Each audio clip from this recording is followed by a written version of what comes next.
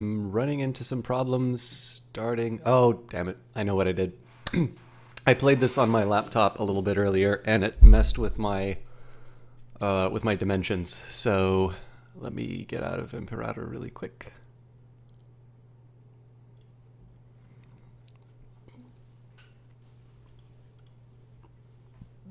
I think I'm like 4 for 4 for not starting Imperator properly each stream, but it's part of the territory now.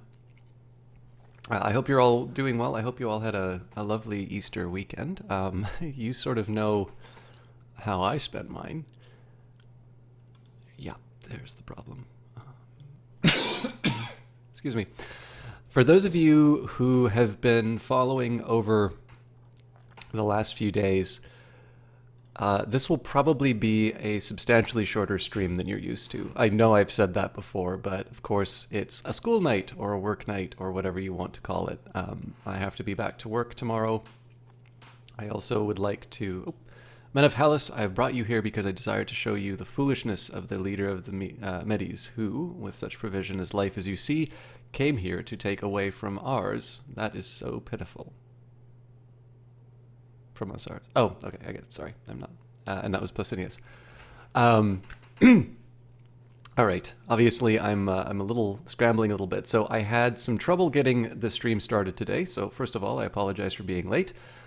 Second of all, if you watch my regular streams but you haven't been watching all the festivities for the last few days, you might be wondering where the devil Stellaris is, and that's going to be a problem that I run into over the next little while to try and come up with a balance for all these games that I like and I want to play. Ah, damn it. So it seems to be that if I tab out of Imperator while it's loading, I will actually cause it to crash.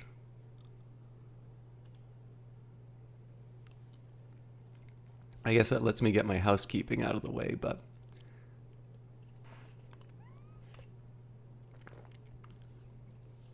Surely it is the part of the suppliants to speak first, while victors need only be silent. Lucius Cornelius Sulla. All right, so we will do a recap of the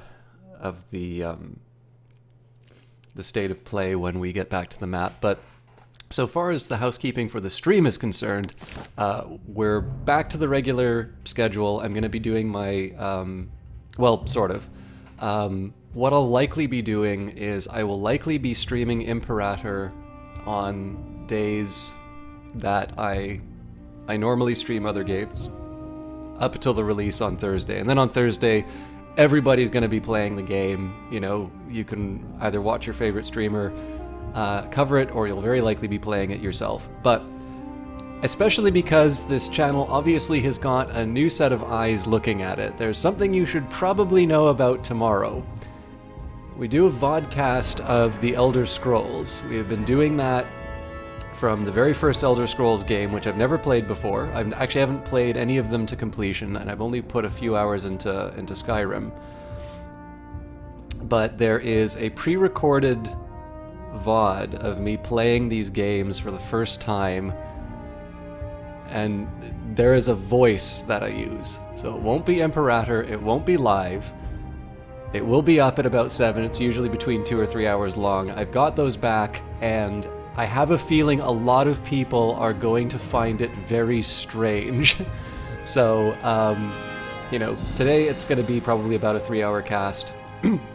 I'll likely do Imperator on Wednesday. Tuesday there's going to be Elder Scrolls, and that's just because that's already scheduled. There's no changing that around. And then following that, Imperator will likely be my regular Monday game. I do still have Stellaris going on, so I want to try and find a way to make these two play well together inside of the schedule. But I am going to be reining back a little bit from going hard on Imperator, because obviously being able to play it early on, it's nice to have that opportunity, and I'm enjoying the time with the new toy. But I mean, we're in double-digit hours for playing this game several days in a row, so I definitely need to get a little more balance back in my life. Anyways, with the housekeeping out of the way, let's load. Also, what I'm probably going to do once the full thing is released on Thursday, I might put this save in a bin somewhere and I might actually start an Iron Man playthrough for the Monday sessions. I think that would be kind of fun, but we'll maybe work that out at the time. So anyways, without further ado, let's at least open up 422. Yes, let's open up the map. The source from which existing things derive their existence is also that which they return to at their destruction. Anaximandros of Miletus. I always knew him as Anaximander of Miletus, but the real shame is I probably couldn't find Miletus on a map. I know it's probably close to Persia. I wonder if we can find it.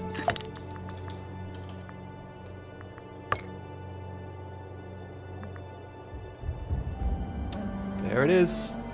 Some of the old pre-Socratic philosophers.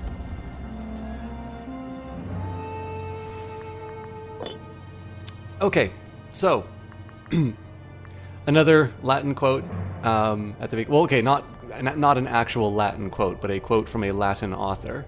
I've got exiled armies. Oh yeah, well these guys are on their way, so let's get that boat where it needs to go.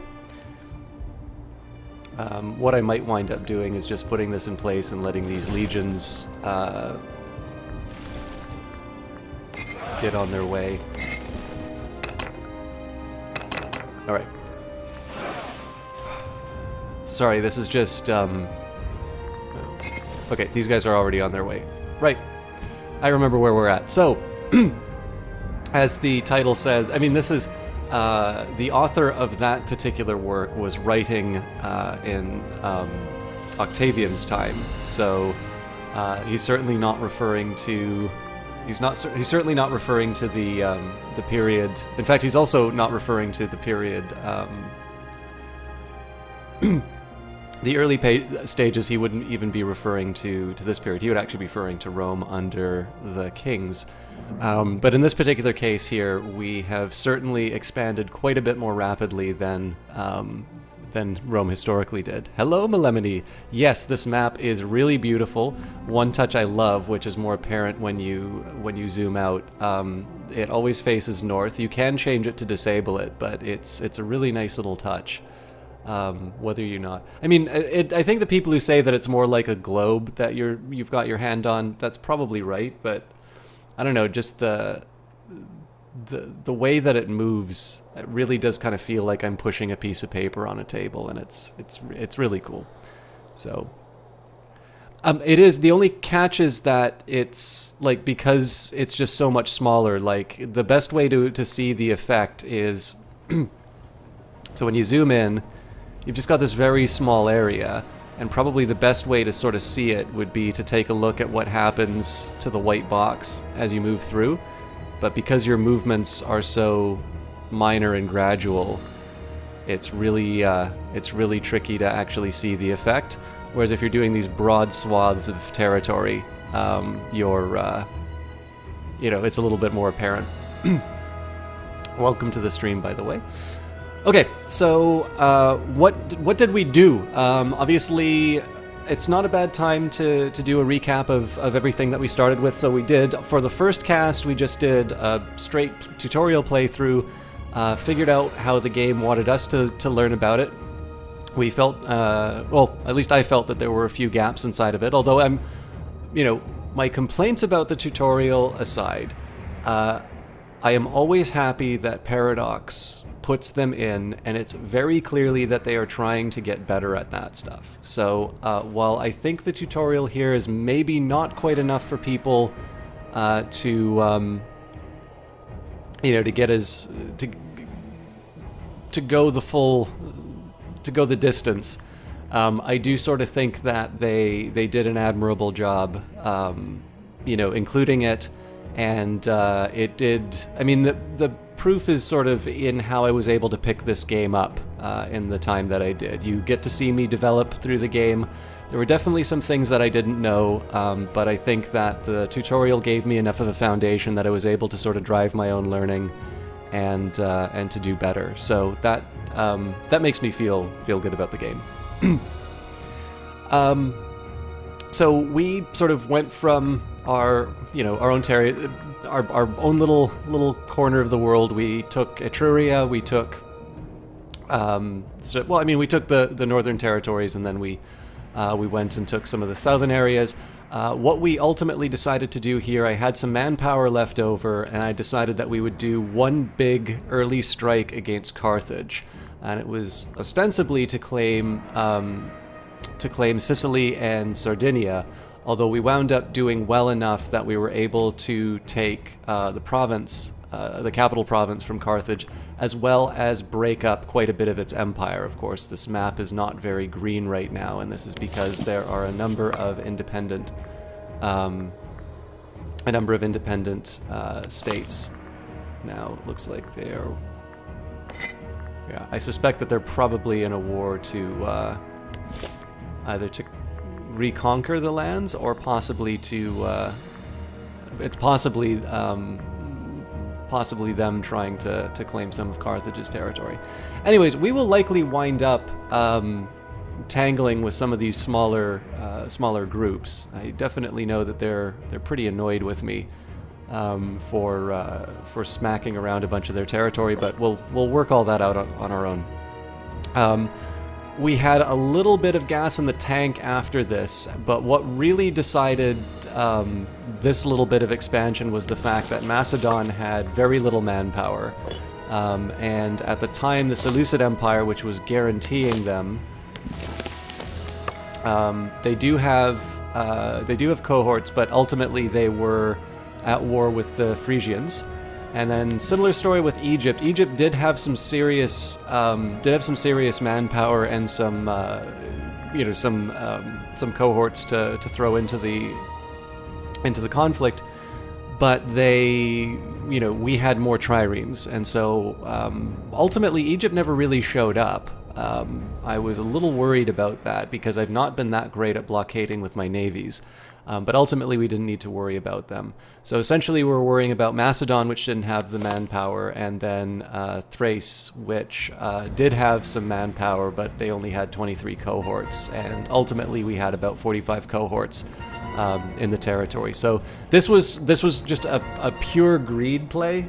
There's really no justification for this, save for the fact that there was a target of opportunity. And now, of course, we've got massive aggressive expansion to deal with. I've got massive aggressive expansion, which is going to have some consequences in terms of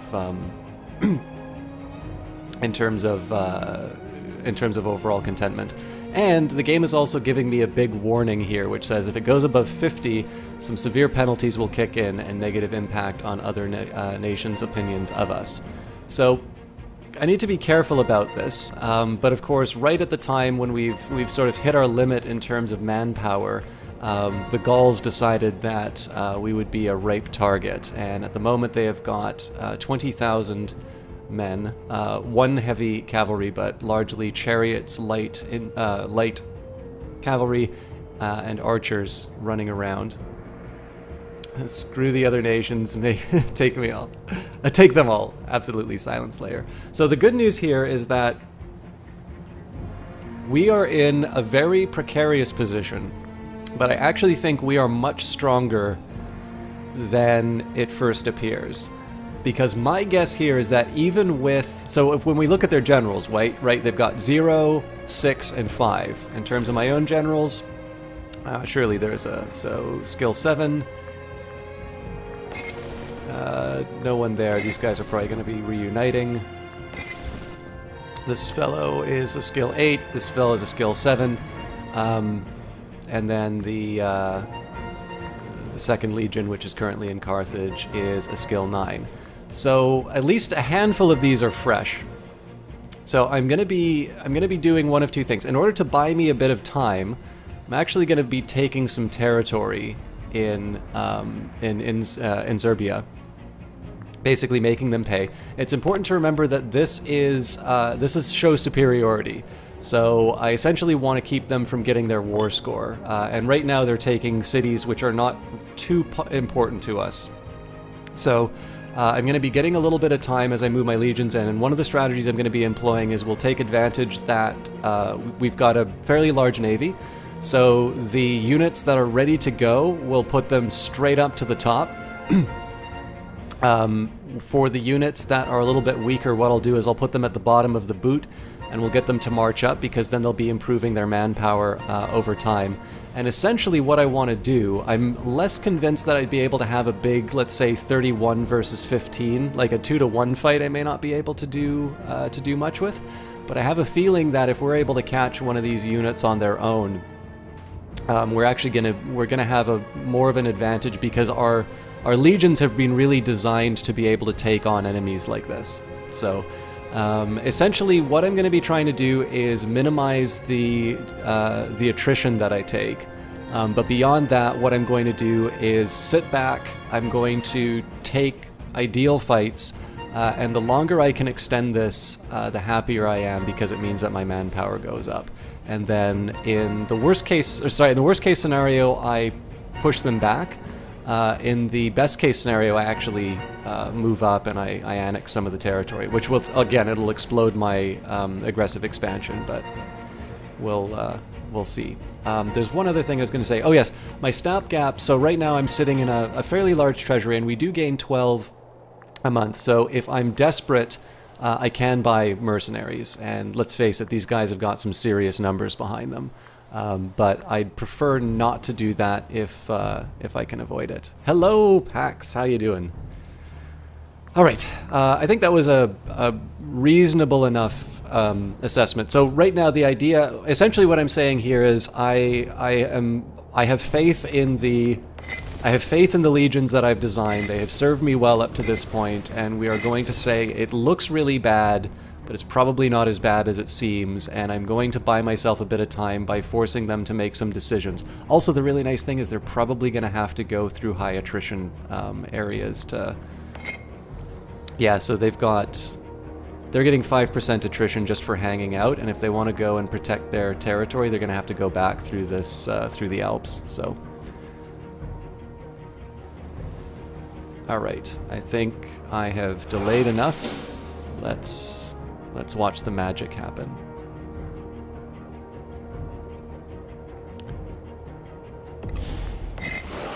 So time is of the essence. I'm going to be flipping on and off the pause quite a bit, because I do want to make sure that I'm moving my units as efficiently as possible.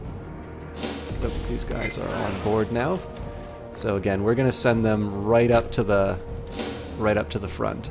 I'm not going to get them to engage at this level. So I mean, it does sort of suck that we're going to be, they're going to be killing some pops and whatnot. There's not a lot that I can do about that. But again, the hope here is that they're going to split up because of attrition, and that'll be when I strike. There's one of two things that I can use to my advantage.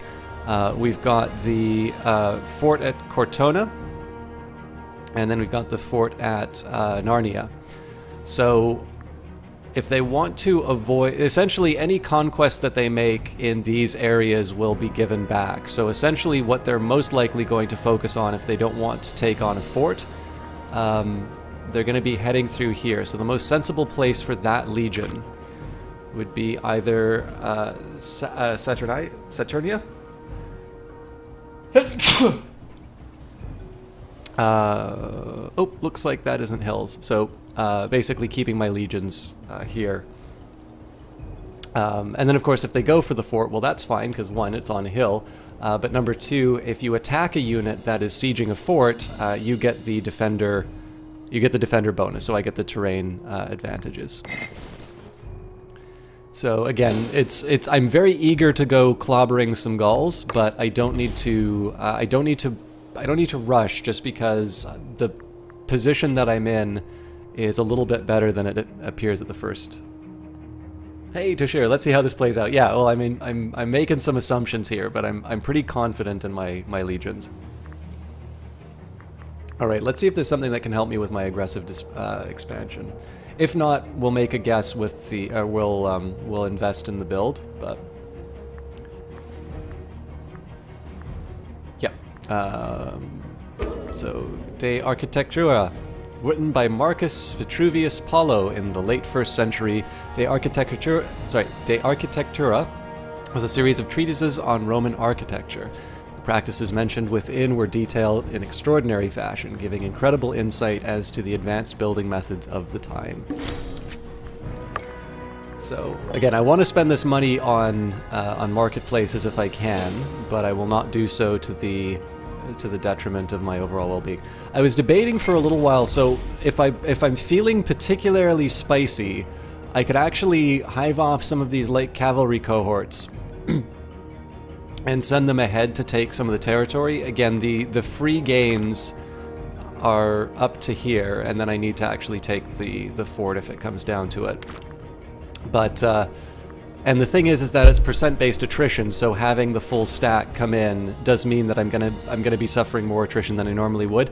The problem is that if they catch me, I am in deep trouble, and so I decided rather than splitting off my units, I'm just gonna advance through their territory and essentially balance out the gains that they're making here. All right. So with the 3rd Navy, what I'm going to do, I'm going to drop them off, again, right on the tip of the boot, because this is going to be one of the groups that I want to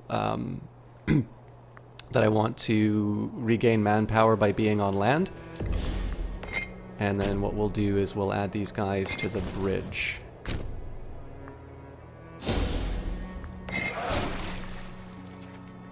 And yep, so we're getting people in position. What I'm really ultimately waiting for are these guys. So this ship is going to be dedicated to getting them... Actually, yeah. There's going to be one dedicated ship to get these guys to the front as early as possible, and then the next ship is going to be essentially a bridge to get people onto the boot, and then we'll walk them up to recover the manpower. So as you said, we're going to take this legion and we're going to put them on the hills of Saturnia, just because they're going to be boxed in a little bit. Again, it would be nice if I could make it so that I don't have to lose so many units. The one thing that I am trying to avoid, though, is taking a fight with one of these, 12-13 stacks, and then have the other one come in on my legions. And that's just because I know I only get to fire that bullet once. I would prefer not to have to... I'd prefer not to have to have too many manpower losses. So this is the big trick. I'm actually taking some less than desirable... Quintus Fabius Gurges expired from leprosy at age 71. He is the Tribune of Plebs, and he is a member of the Fabii family, so we have to get a new civics leader. I suppose I do need to make sure that that the Scorned families are feeling all right. Oh, that's right! I forgot to assign governors to Macedonia as well. I'm an idiot. Absolutely correct, Sterling. This is one thing that I do like about games like this, is you do have a few history buffs from the time coming in. Although I've been mildly disappointed that nobody's been playing along with the nonsense that I have in terms of the origins of some of these quotes. So if somebody does know who felt that the splendor of Rome at the time that he was writing. All right. So it looks like they dedicated all 14. I'm actually content to keep them here. I don't think so if I were to attack, the farmland's the place to do it. There's probably going to be another 6k coming in to try and save them.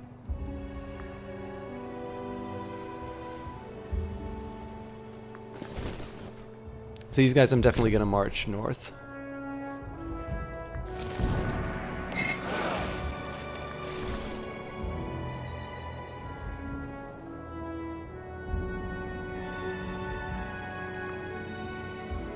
Oh, good point. So I can just move them up like that. I feel so bad blockading my own ports because we know we're going to liberate them. All right, so let me actually make up for some of my boneheaded moves earlier.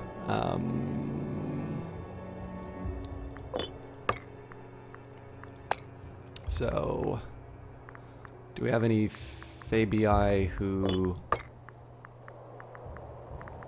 Nope, the Fabii is going to continue to be scorned because of their populist.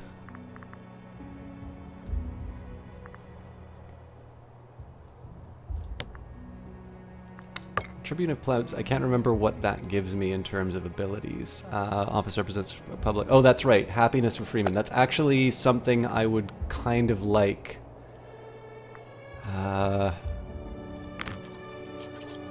So, this one pause for a second.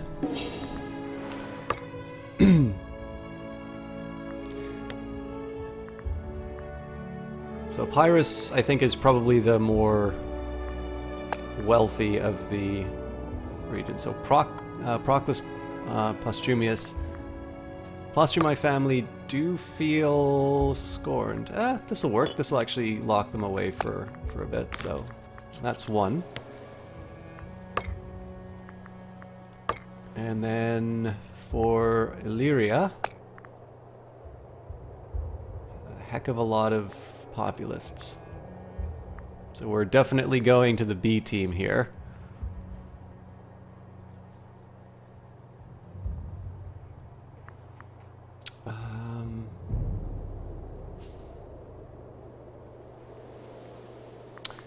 Suppose I still want to fight. I mean, the thing is that other than the fact that, so I know there's like the prestige marker.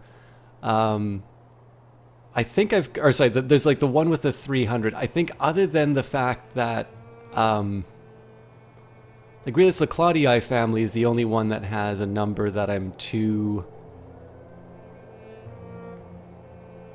sort of like, these guys should probably get a province. I don't think I actually have any of them available.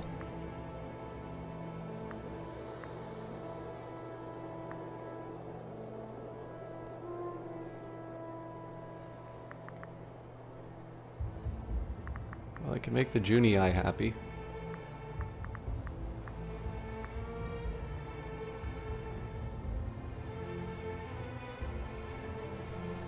Incapable.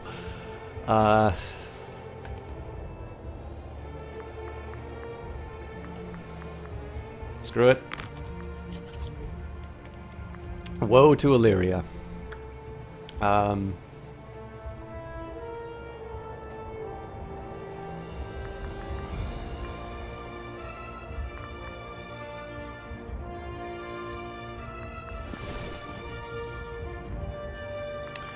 I am very seriously considering, okay, now that they're locked in, I actually think I'm going to go bold, because, see, here's the thing, I've always been talking about how I'm convinced my legions are going to smash these guys, and I think I should probably make good on that.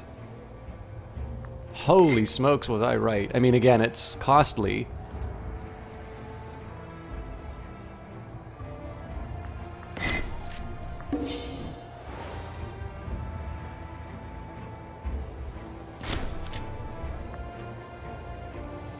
Yeah, so we lost 4,000 troops to that. It's not really something I want to do regularly, but we're definitely going to be able to hold the...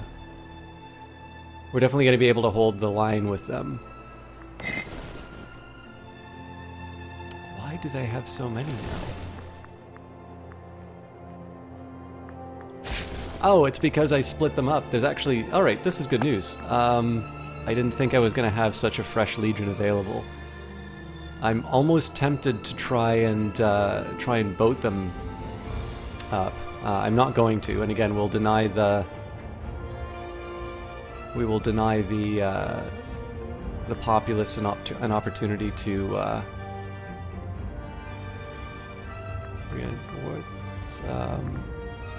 so Tremuli, Semproni.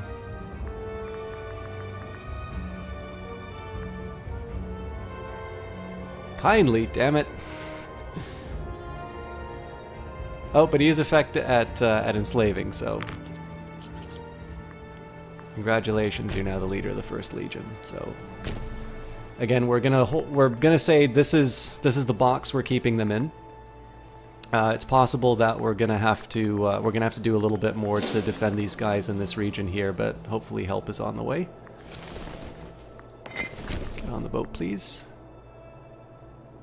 Now, originally we were going to put these guys on the boat to move them to the front. Actually, I think I'm still going to do that just because I'm probably going to wind up repeating the battle they had here not too long ago. But I do want to be a bit careful of them coming back for round 2, because I don't think I'm going to have quite the strength of last time. To keep things properly, Roma, make sure that the most corrupt people get the provincial governments. Speaking of future plans here, plans to kick those 2 non-Roman nations off the boot. Are you talking about these 2? I'm actually integrating both, I believe. Yep. So both of those will be coming in. I was originally trying to have good relations with these folks before, but the fact of the matter is, well, I mean, once I get done with my aggressive expansion, we might be able to bribe them. Oh, speaking of, here's something I should have done a little bit earlier. Let's go to diplomacy. This is going to cost me oratory, which I'd rather not do, but obviously aggressive expansion is going to be a huge problem, so let's go to an appeasing stance. So an appeasing stance is focused on presenting a more palatable image abroad while strengthening ties with existing friends. Some would say it is a way of making amends for past sins. This has the following effect. So expansion decay is plus 0.2%, so obviously you want to do that when it's high because you get the most... well, I mean, first of all, because aggressive expansion is, in theory, bad. But number 2, because you get... you maximize the... the quantity going down. Reductions to improving relations, again, it's less likely I'm going to do that, but we'll see. Opinion of our allies, plus 25%, that's not huge, and then opinion of others within diplomatic range, plus 10. But this is really just to cool down the aggressive expansion at the moment. How you doing, Kiknik? Oh, yes. It's, I mean, the thing is here, though, we wanted to go hard with them because we had some manpower left, so we're definitely going to be having a calm period. And I'm really just trying to decide the best way. So in one sense, I'm trying to think of the best ways for me to sort of deal with this war here once that's done, and I'm convinced that we will win it. Although I rather wish that my allies would come along for the ride. I think I'm going to keep these ships where they are. Actually, there's one other thing that I can be doing. I don't think I want to spend my oratory power on anything else unless we need to. It's a military candidate who's coming up next. So, one last thing. Let's get some cultural assimilation going.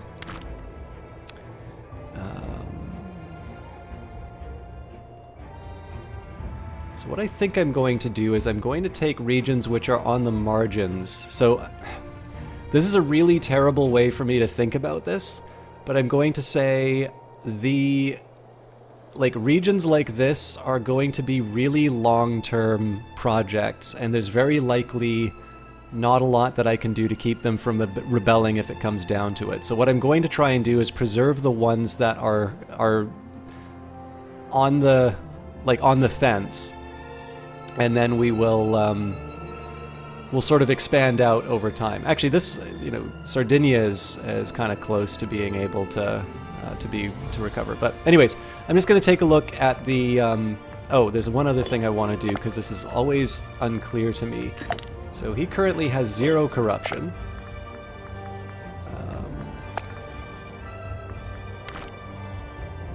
So Campania. I kind of wish it would show me the borders of Campania. Okay. Pops are already Roman. So what did that do to my... Okay. So now I want to know if I click on that.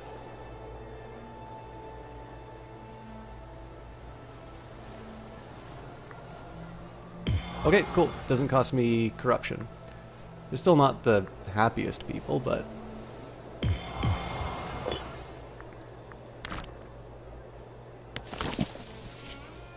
So, as terrible as this is, I'm actually going to start by assimilating... I'm going to start by assimilating citizens. and we'll move on from there. So.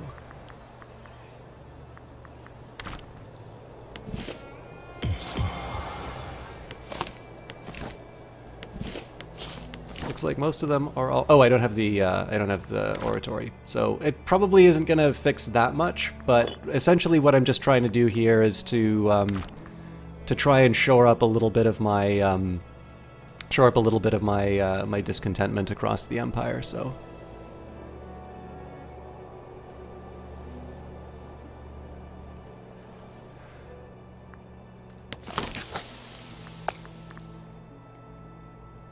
Let me give you an example of the... So if we take a look at my religion at the moment, most people are already Hellenic. So we do have our issues inside of these regions. So if I actually look at the individual unhappiness of these areas, so non-Latin culture group will give me a negative 30%. Non-Hellenic religion is only 5%. And then the fact that the governor is Hellenic is negative 10. So I mean, if we're totally honest about it, the majority of my unhappiness is stemming from my massive aggressive expansion. But in terms of the largest numbers, you're right that religion does affect the issue.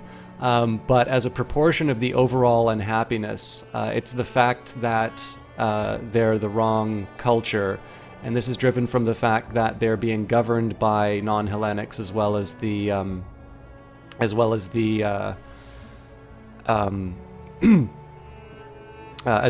just the base dissatisfaction.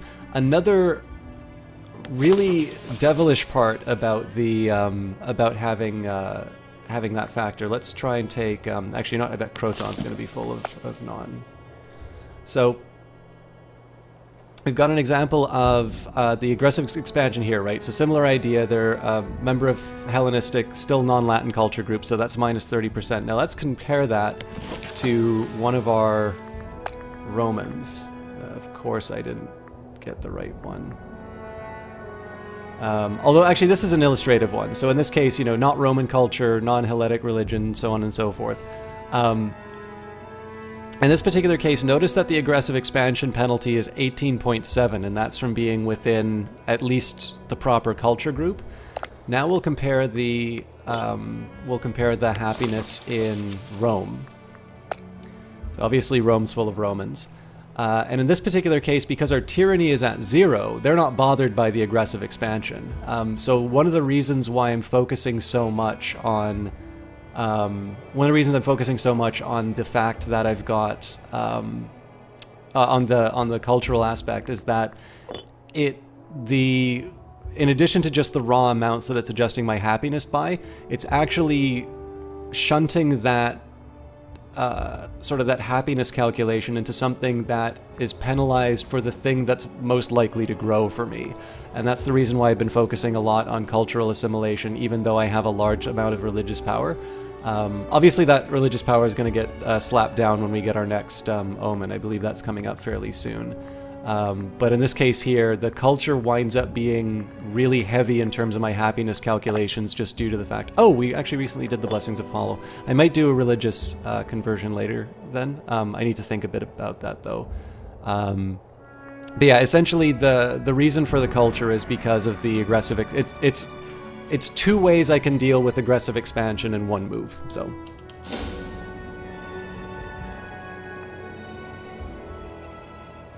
So now I need to make a decision. Do I want to take on twice as many guys? What are we looking at as far as reinforcements?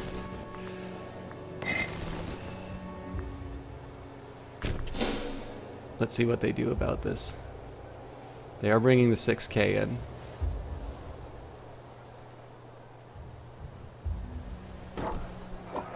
So this is kind of my hope that they would seal the deal early. So now the 6 are brought in. Okay, this is going to be a little bit harder for me to defend, but I think we can still do it.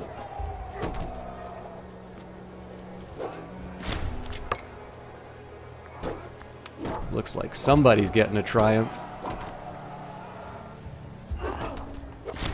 I believe there's actually an achievement for that, Sterling. So where were we?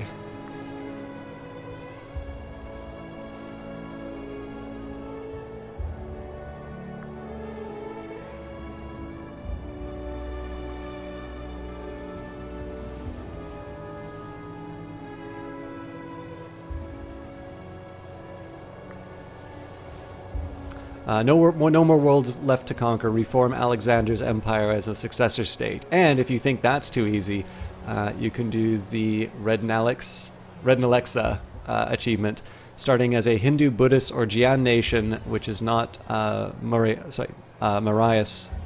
Conquer Patliputra, Babylon, Memphis, and Athens.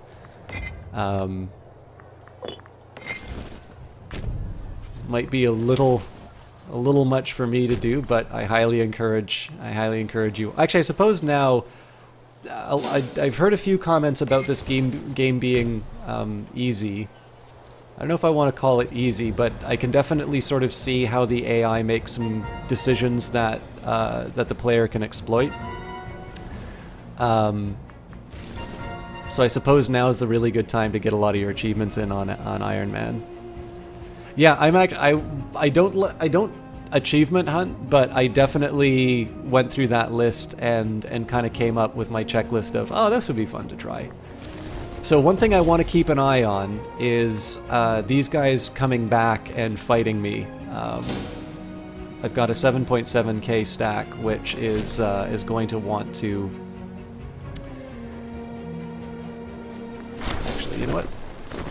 Our landfall in Greece has raised the eyebrows of many of the kingdoms and successors splintered from the ruination of Alexander's great empire. The region of Macedonia, populated by the proud ancestors of Philip and Alexander, poses a significant threat to Rome and to the liberty of numerous cities in our shared spheres of influence. The gods themselves augur well for our continued involvement in Macedonia. We must put an end to any interference in our expansion. Rome gains a claim on every city in the region of Macedonia.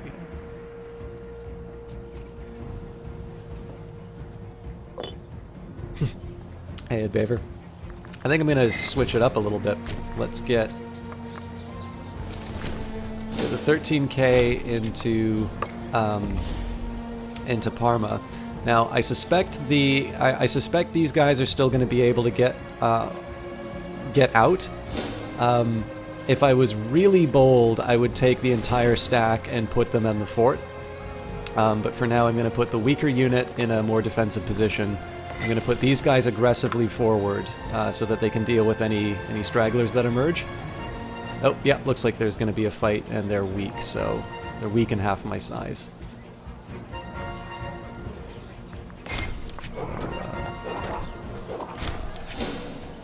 We're victorious at the Battle of Parma. We lost 360, they lost everything. An envoy from the Latin local power of Genuatia is requesting to import stone from the province. Well, they're requesting to import stone. We'll get fort defense, which we might have needed before, but turns out that this war went a little bit better than we were thinking. So, and these guys are just lining up one by one to be.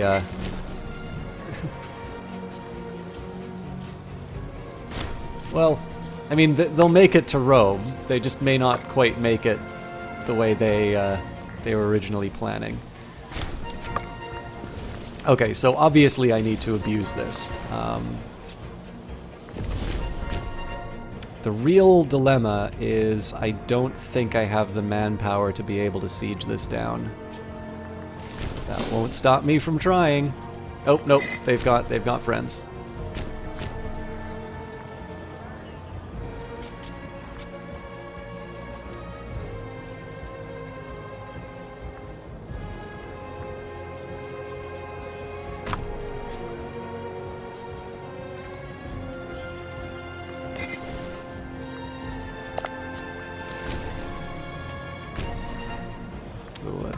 Not so good for my attrition. But yeah, so we're gonna basically I'm gonna stare these guys down. I'm gonna recover the cities that I can. We've now got a full fresh 15 stack. Not sure about easy, but earlier today you watched a guy as Rome pretty much roll over Carthage. Of course, without great generals, the historical Carthage wouldn't have had much of an army, but the game seems to have given the AI a superior navy, which it didn't really exploit. Yep, I'd say that's true. I mean, it's worth to say, right? The First Punic War resulted in us claiming the capital, like owning it, not just slapping them around a bit. Okay, so that was kind of smart of the AI, actually. But we'll make them pay.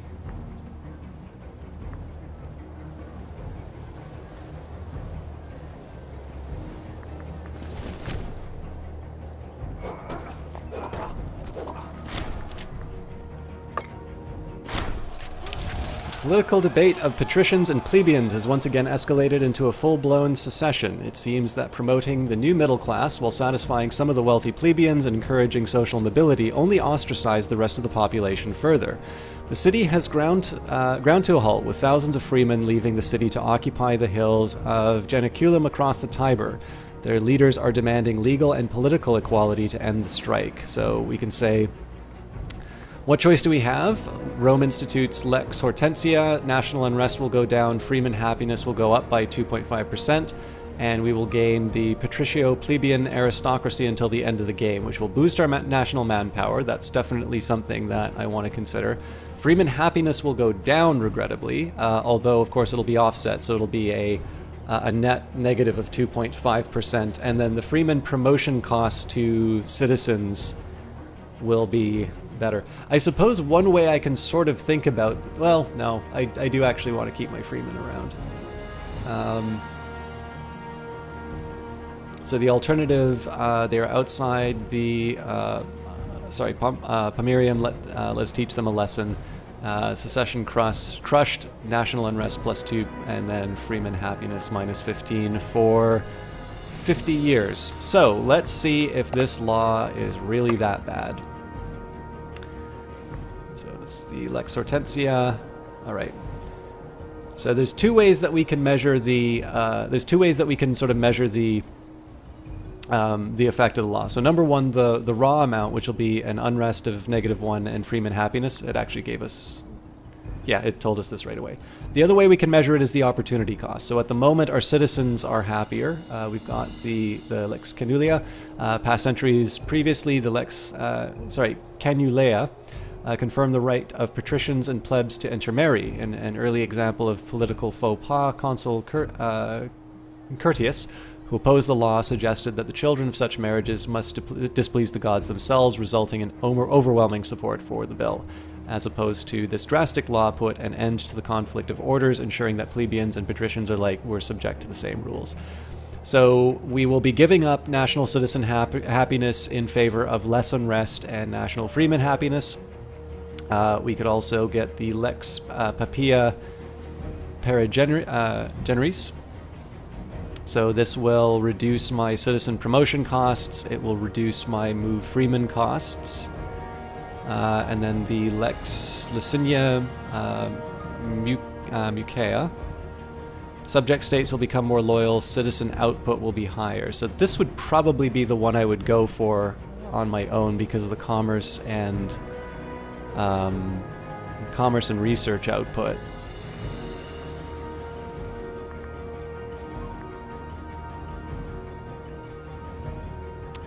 I think I'm willing to eat this for a while, and then we can always change the integration laws later.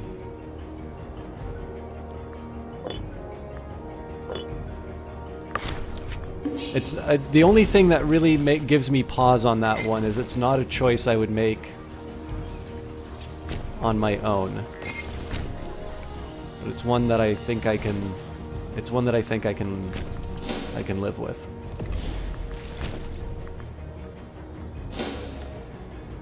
This move, by the way, is pure greed. I want to see how much of this territory I can take away. What I should be doing is ending this war and claiming the territory. or sorry, and basically getting whatever concessions I can. Okay, technology. Let's see. Maintenance costs would be nice, but I think at this point I want to be focusing on Rerum Repetitio, performed by Vital Priests. This rite involved the delivering of Rome's demands to an enemy state, accompanied by a ritual hurling of a blood-soaked javelin into enemy land if the demands were not met. So at this point, again, I'm trying to minimize the impact of my earlier sins.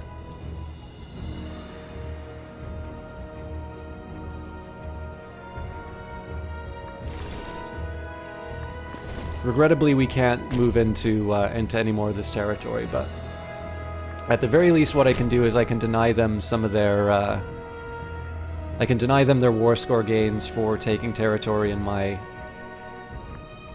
land. Oh, nice of you guys to show up. Hopefully, they'll help with the siege.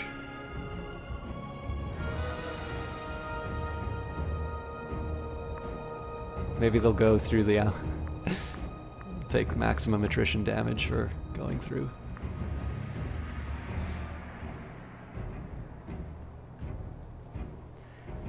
And the aim here is, except for this unit, everybody else should be recharging their manpower at this point. The Dravidian local power of Pandya folded. War averted. They folded the threat of war from the Dravidian regional power of Mahisha and gave them the city of Bata.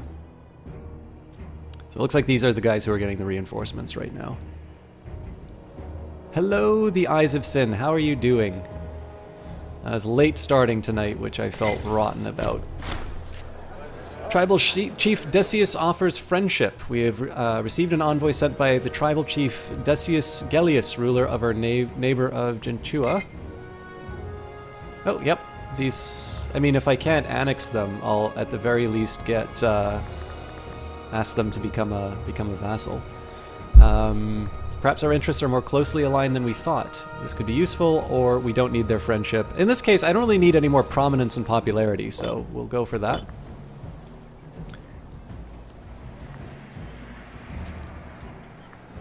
For those of you who don't, or who haven't had a chance to see Eyes of Sin before, she is the one responsible for these lovely emotes.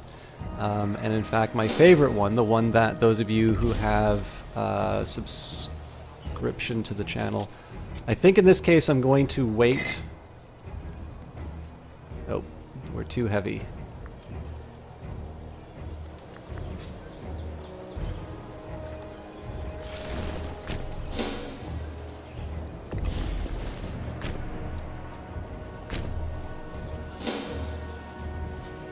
So I'll probably recover it, but...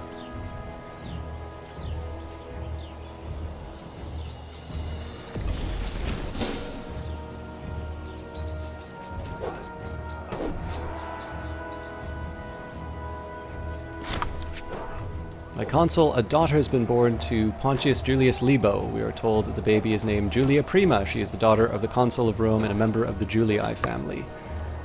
Alright, again, so the strategy that we had in mind of the fact that, you know, let the legions do what they're good at, does seem to be paying off. We are still hurting on manpower. But I'm sort of able to live with what we've got. Ah, this complicates things a little bit. Anyways, one reason why I would like to specifically highlight her work is that she...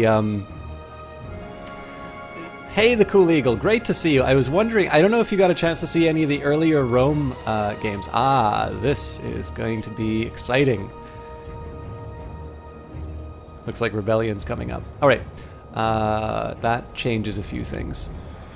I was wondering if you were interested at all in Rome. So anyways, the emote that you get at the $5 subscription level was something that Eyes of Sin came up with purely on her own, and I thought she broke the mold with it. So, good job to her. And I'm glad that you managed to get your discount candy. So, there was something else I was meaning to say to people. Oh yeah, we're ending this war. So especially because we've got the potential for a rebellion, let's see what we can get for us for peace. So that'll make my aggressive expansion go up by 5. And I can empty out their treasury.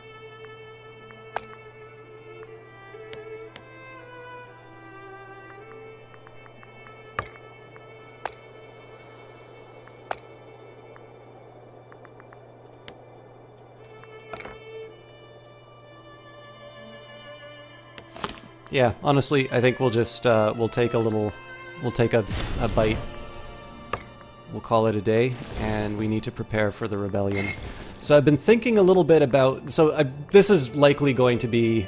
This was probably inevitable.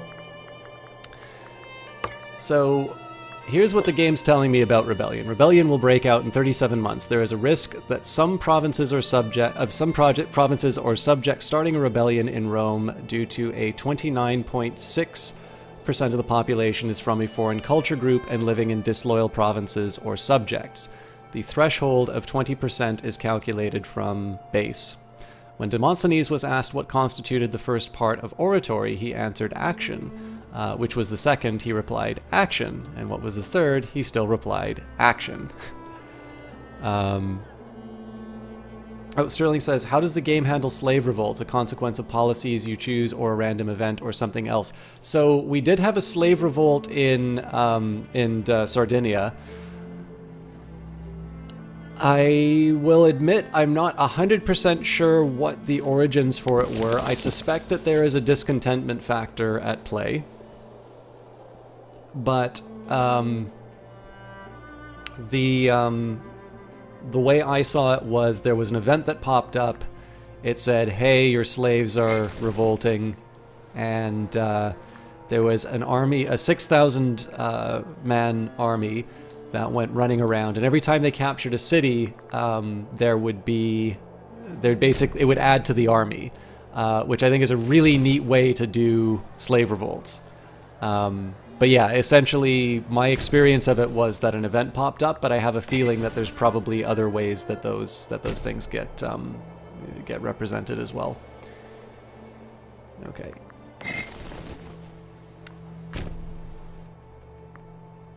Actually, let's just make sure that So the name of the game here is going to be to plan for the rebellion. Part of this is just going to be getting my units to get to a nice place where they'll be able to recover their manpower.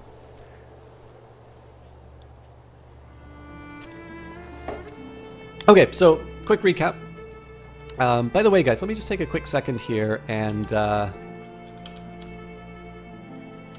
shout out the Cool Eagle. So the Cool Eagle is somebody who I met through Stellaris. I'm actually curious, Cool Eagle, so I know you were doing I think you were doing Megacorps ahead of time. Have you been doing Imperator at all? I don't think I've seen you streaming it. But Cool Eagle is actually quite a good Paradox streamer. He probably plays Paradox games a little bit more often than I do, in fact. But definitely a really friendly guy. I think I originally met you when you gave me a host, actually. Definitely somebody worth checking out. Very friendly, and has a talented writer as a housemate, wife, partner. So yes, definitely somebody to check out if you like this kind of stuff. Also, he's a lot better at getting the gameplay going than I am. We've got Eyes of Sin. Ah, yes. Why did I have a feeling she would have something to say about slaves? Bearded Psychic said, how have you been? Is there any way to use marriage as a diplomacy tool in this game? Marriage, less so. However, friendship is rather important. So here's the way... Actually, this is great. So we've got civic faction. So we're going to be able to buy a bunch of cool things. So you can take a look at the succession support. We've got 42 votes for Posthumus Valerius Corvinus, 40 for Quintus Marcia Philippus, 39 for Posthumus Cornelius Scipio, and 37 for Camillus Fullius Paetinus. So we're like, okay, so where's this guy getting his 42 points from? From the civic faction, 17% for popularity, 46% for prominence, and 10% for family prestige. People will have less of an inclination to vote for somebody who's not a member of their own faction. But again, family prestige, prominence, popularity count for things. And then most importantly, if somebody is a friend of the faction leader, that helps their election chances quite a bit. And this will ultimately determine what faction is in control, and as a result, you'll get certain bonuses. So marriage may be less so, although I can sort of see when it comes to things like prestige, obviously that affects your election chances, and as a result, you're going to see some better, you're going to have a little bit more sway over that. But I suspect probably friendship and whatnot is equivalent to marriage in Crusader Kings 2. So I think the heart of your question is more about, am I able to do certain actions in another Paradox game that I enjoy? And substantively, yes. Although in the actual implementation, there's a couple of notable differences. Who else did we have here? You did not get in with Paradox on this one, but that's all right. You're holding out for Age of Wonders Planetfall. All right. Oh, that's right. They added the Synchronists, I guess, the Megacorps group. So this plan, spending oratory for culture conversion to prevent the rebellion.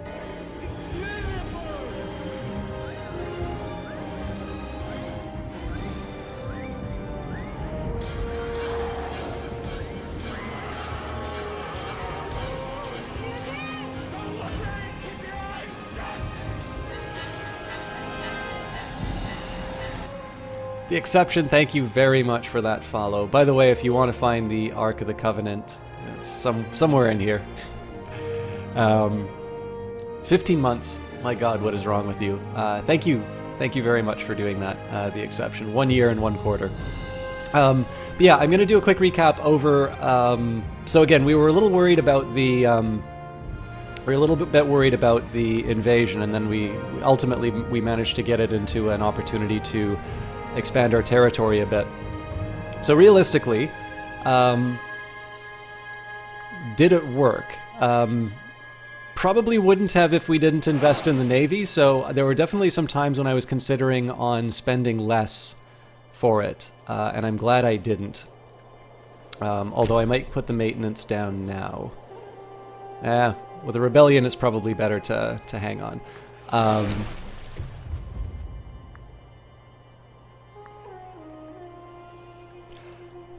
Ultimately, this thing looked very scary, and we were willing to spend the money on the mercenaries, but it sort of... Essentially all that it really involved was just taking a look at the composition of the enemies and saying, it's like, okay, so what does low manpower mean? Well, low manpower means that I can't replenish my legions. Do I think I'm going to be able to get through this... Oh, that's really funny. I didn't actually wind up taking the, I didn't wind up taking the fort. Alright, well, they can have that outpost in the... if they want. But yeah, thinking about it is like, okay, as long as I can basically devastate them on the first round while I still have men in the legions, we're okay. The problem that I would run into is if I start losing battles or if they have enough to replenish and keep fighting again. But obviously we were able to seize territory from them and fill our coffers. So the next question, of course, is what am I going to do about this rebellion coming up? And this brings us to Toshiro's question. It seems that the threshold... Again, we're going from what the game is saying. So in 37 months, I need to deal with 9.6% of the population. And I suppose the question is, and I probably didn't. Well, no, I was going to say I probably didn't help myself by bringing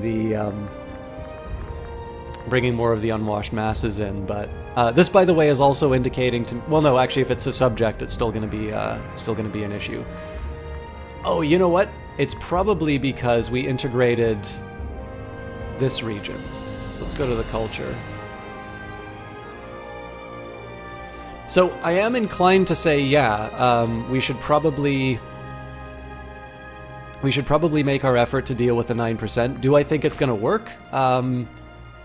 Difficult to tell. So I'm going to plan out... You understand the culture and religious conversion mechanics, but they kind of frustrate me. Not really how history of people work. I think that's actually that's not an unfair point. Obviously, I mean, there's so it's worth keeping in mind this is an argument someone has presented rather than it being an authentic, like, you know, I like to see well presented arguments rather than necessarily like agreeing with every last book that I read. Amy Chua, who's probably better known for her like Tiger Mom book rather than any of the other ones, had a really interesting series of lectures on the relative tolerance of hyperpowers. And I suppose for lack of a better summary, it's the idea that there's never going to be like, you're never going to have all of the really great ideas in one particular cultural group, and so relatively tall. And again, the important point here is relative. If you say like Genghis Khan or, you know, ancient Rome is a tolerant society, if your benchmark is like Canada today, that's going to be pretty, you know, that's going to be a pretty hard argument to swallow. But I think there's a really interesting point to be made here, which is that, you know, no one group is going to have all the really good ideas. And so if you allow a certain degree of, you know, social mobility, or if you allow those ideas to work through the society, you're ultimately going to become stronger and you're going to wind up becoming the dominant player. And so in this case, you know, it very much seems that the opposite, that if you don't basically convert the populations to the Roman way, you're going to have a bad time. And that applies even for subjects. And I just don't think that's really all that true. I mean, Egypt was kind of its own thing for a very large period of time. They certainly gave a lot of grain shipments to Rome. They were very important in terms of keeping everything running. But it's not like the Egyptians suddenly became Romans. So what would I consider worth seeing in Canada? I mean, I've lived in 4 cities in Canada: Ottawa, Vancouver, and Grand Forks for a small period of time. I'm in Ottawa right now. I love the history museums, but I don't know. It's a very beautiful country, but it sort of depends what your interests are. I'll think a little bit on that as I play the game.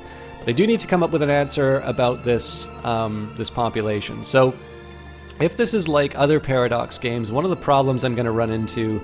So what are the likely places to revolt? Almost certainly Carthage, possibly Corsica and Sardinia, and this is just from taking a look here. And then if we take a look, Sicily may as well. Oh, and of course Macedon. So I could put legions in those areas, but of course the drawback is if they're like other Paradox games, if they turn into another nation and then like you've got an army sitting in another nation when it gets created, it counts as being exiled, and as a result you're not going to be able to fight. So what I think I'm going to do is I'm going to position my legions by some boats so that they can move quickly on the hot spots. So maybe keep one in the north, one in the south. Well, basically each of the compass points. So we'll have like a legion to deal with Corsica and Sardinia, a legion to deal with Macedonia, a legion to deal with Sicily, a legion to deal with either invasions from the Gauls or alternatively whatever rebellion starts here. And then the last one I think we'll just keep by a boat, and if Carthage really does wind up kicking up a fuss, we move them there. It's likely that the rebellions are not going to form in every single one of those territories, but it'd be nice to be prepared in case they do. And because I can't predict them, obviously, I need to try and set myself up for as effective of a response as I can manage. I'm just trying to think where the best place for this boat is. We'll move them down a little bit.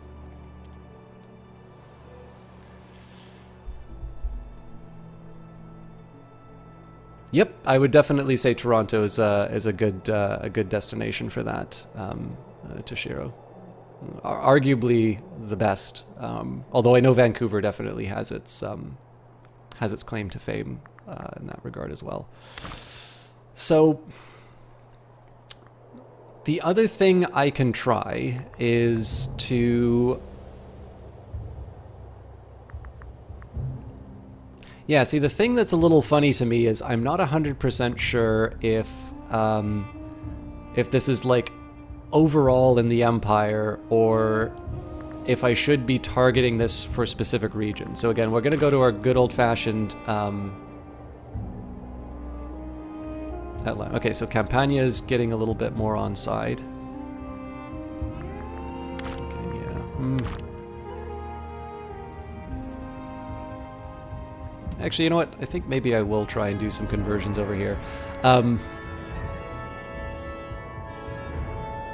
Whether or not it'll really change in time for the rebellion is a big question, but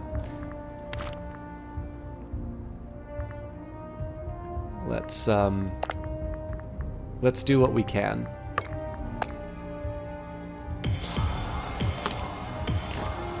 Okay, so obviously I don't have the points left. Did that change anything? Apparently it didn't.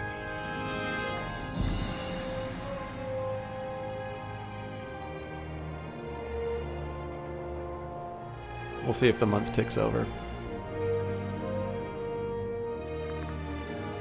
So yeah, still 29.6.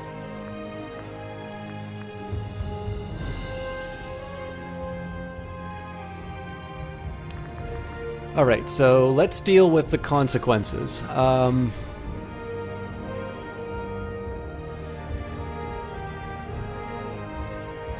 Okay, foreign culture group and living in disloyal provinces or subjects. That's actually, okay, no, you know what? That makes more sense. So it's not so much the problem that I'm a little too quick to criticize in this case. It's not the fact that they are foreigners, it's the fact that they're foreigners and living in a disloyal province. I actually think that's a little bit, I think that's a bit better. Because, like, again, it's all well and good, you know, the Romans are, what did the Romans ever do for us, so on and so forth. But in this particular case, I actually think, so this is just an argument for Rome to make sure that the terms that these foreign groups are living under aren't too burdensome. So it's actually, it's not as bad of a system as I originally thought, so.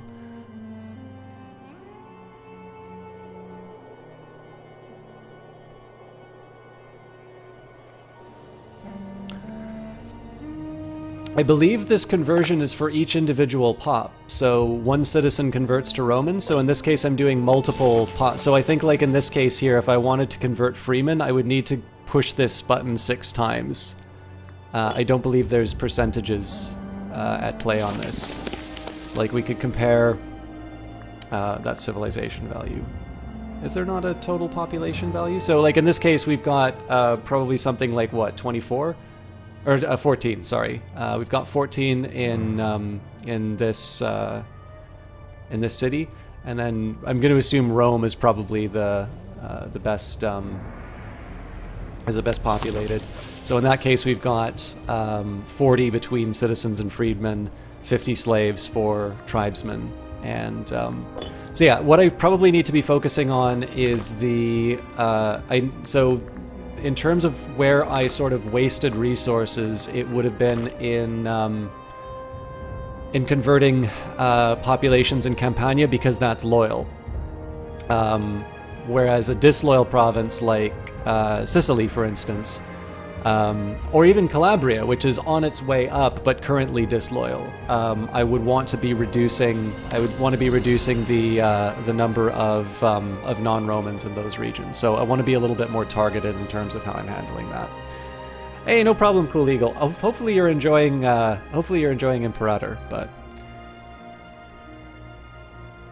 I don't really want to get the tyranny for adjusting the conversion, but. Alright, a sizable quantity of tribal people in the resident city of Eretrium have requested permission of the local administrative officers to cross the border into land owned by our neighbor, the Frenetic Revolt. The request comes backed up by a generous promise of gold, as our local officials are reluctant to lose such lucrative workers. Interesting.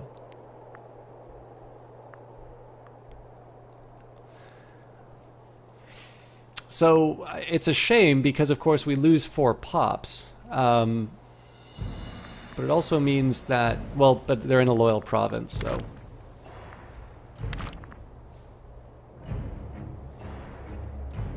Yeah. I'll live with it. Let's take a minute here, and I'm going to spend some of that treasury. Let's say that we, so in terms of hiring, let's say we'll keep at least 400 in the bank for now. And I think we were done with, so we've got Campania. This is going to take a little while just because I want to make sure, essentially I want to make sure that I have at least a marketplace in every region that has at least, is at least in the 10s position for income. Eventually I'll build training camps as well, but the fact of the matter is I'm not really short on manpower at the moment. And part of this is just the fact that I have a civic faction in control right now, so this is a particularly good time to build this kind of infrastructure.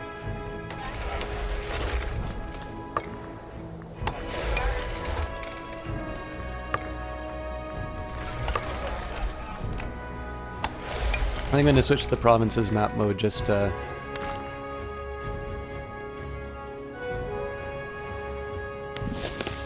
Alright, I suppose the Etrurians can get their love too.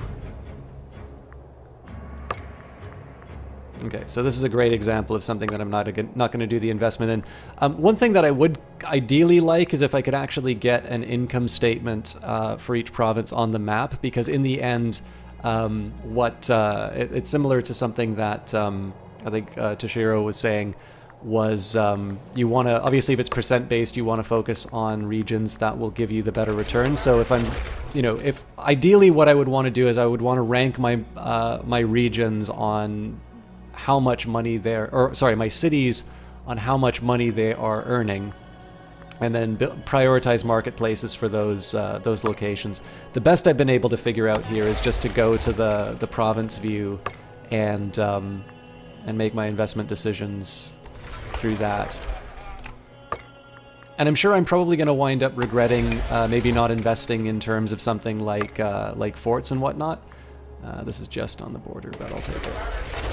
The thing is that marketplaces also improve your civilization level as well as your income, so it's not a terrible choice to bring in. But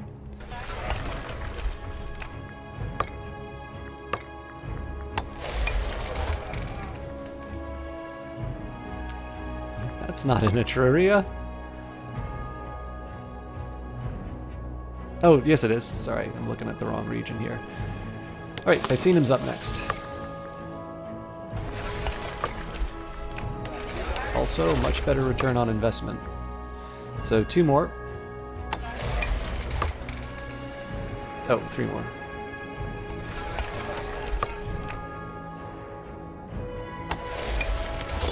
So I'm holding on to this just because, I mean, we're already earning quite a bit, but I'm hanging on to this on the odd chance that I need to build some mercenaries. But essentially what we're going to do is we're going to have sort of this blob of marketplaces that slowly builds out. I'm also going to have a lot of sort of unbuilt infrastructure, and that's just going to be a fact of life for a little while. Okay, next up, I should probably... So if this is really going to be based on disloyal provinces, then I'm probably safe keeping some units in Apulia, possibly Lucania. I think Lucania should be safe enough. It's above 50, so...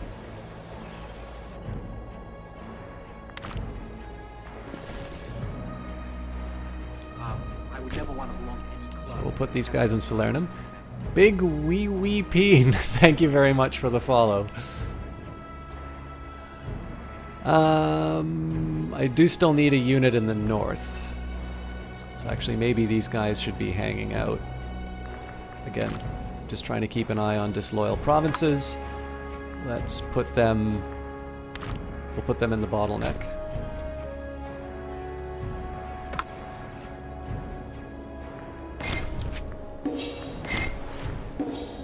In this case, I'm just default accepting anything that gives me money. Oh, inventions. What do we have here? So Navy maintenance, imports. Governor loyalty is nice, but I think that's different from provincial loyalty. I don't think that will actually help me here. So some of these happiness decisions might actually save my bacon as far as the rebellion is concerned. So tribesman happiness, citizen output. Let's do tannery districts. The hideous odors produced by tanning leather should create severely unpalatable living conditions. As the size of urban centers grew, it became quickly apparent that measures had to be taken. So far as I can tell, troops do not suppress unrest like in EU4. It's almost certainly Carthage that who revolts. The real question on this one is... so again, it's 29 here. Well, I mean, the most likely outcome... Carthage, Sicania, Sardinia, Corsica, Calabria, Tarentum. So I basically think we're going to see the bottom part of the boot, Carthage, this like the full island over here, probably what'll ultimately become Boy, I guess, and Greece, or well, not Greece, but you like Ilia Graecia and Epirus. I actually think we're going to see rebellion in all four corners, but we have 30 months to try and overcome some of that. So, and what I'm going to wind up doing is just sort of targeting my.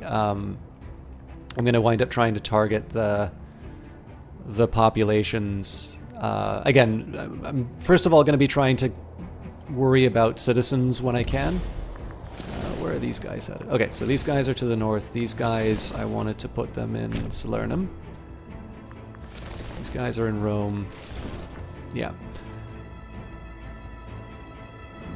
So essentially the idea here is that I'm trying to position everybody. So Rome is unlikely to rebel. So what'll likely happen is the legions in Rome will sail to the left. This boat is really here just on the chance there isn't a rebellion in the north. This will allow the 5th Legion to move fairly rapidly. Essentially what happens if there's a rebellion in Greece, we immediately use the... I mean, we just take this giant boat.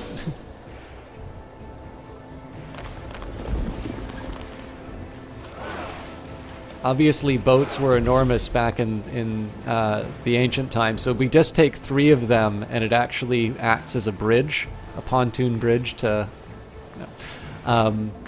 But this one's fairly easy to get troops into, so I'm not too worried about rebellion there. And what I would normally do is I'd actually normally put troops sort of in Sicily to move them directly to Carthage. But I have a feeling that if Carthage rebels, Sicily will rebel, and so I'm keeping people back on the odd chance that they wind up... This is the thing, I don't know if they're exiled. If I had the manpower for it, I'd actually be willing to just leave a unit like on one of these islands, but the drawback is that I kind of need to have a somewhat fast response, so this isn't the time for me to sort of do some experiments along those lines. So give them some bread, they just want bread, and a circus.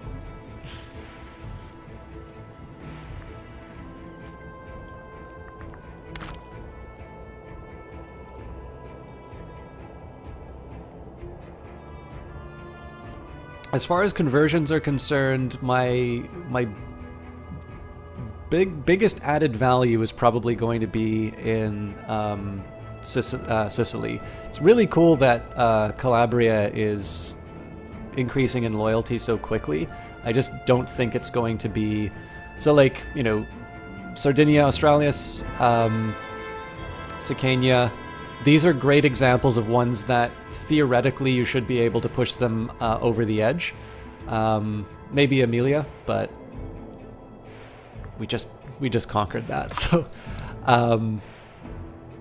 Ones that would be less effective, I think, would be, you know, like Carthago. Like, it's down, it's low. You know, yes, it'll convert a lot of pops, but because I'm still going to be converting pops in, you know, disloyal region. Like, the thing here is I want to make sure that the proportion of pops in disloyal regions goes down.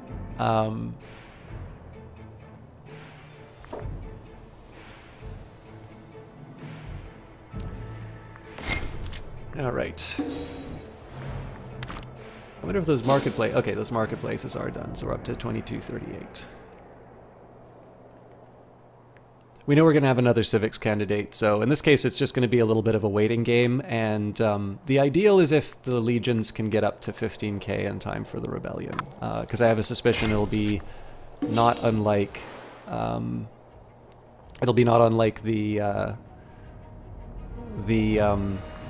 Gauls invading.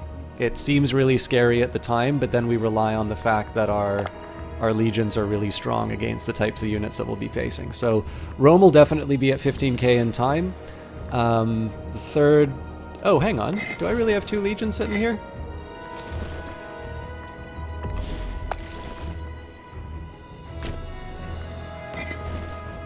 Alright, that's a little more concerning.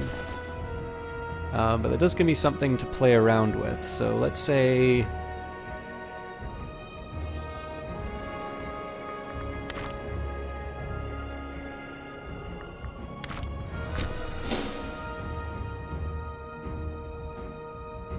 Alright, so we're going to have a little bit more growth than I thought.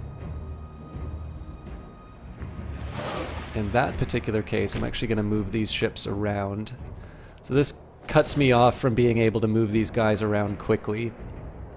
But one of these will be my Carthage response forces. Is Carthage a salt province yet?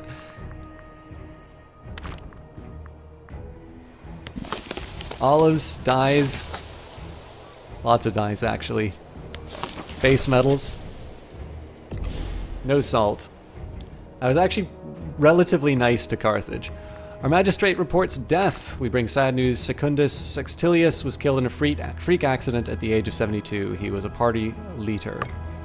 And we've got Posthumus Valerius Corvinus. Now, unfortunately, they are not a military man. They're elected to office and will now rule our glorious nation. Civic factions in control, so bonuses to national taxes as well as build modifiers, which is great.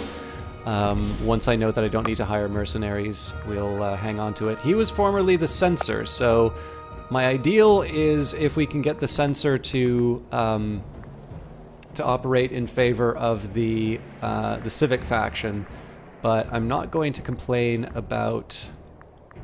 Ooh, we don't actually have candidates from any of the other parties, so I'm okay with the mercantile faction. Well, they have some corruption, though. Let's see if we can...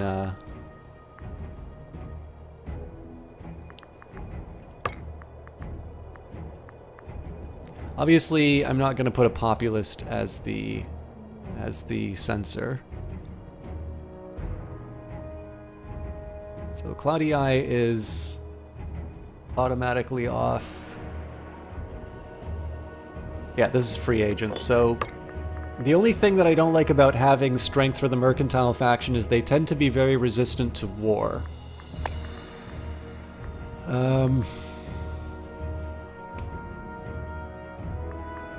So I suppose the other thing I could say is like, well, maybe we'll go for the religious faction because they're not very powerful right now, and maybe I want them... Thing is, though, the commerce income and the diplomatic reputation is definitely a nice one to have.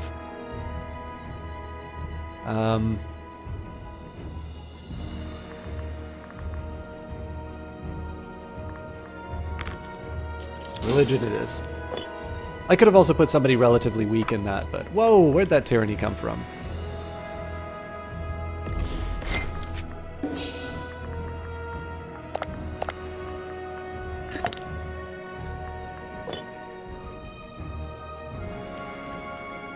Just curious if the keybind mapping setting that you could show you. Good question.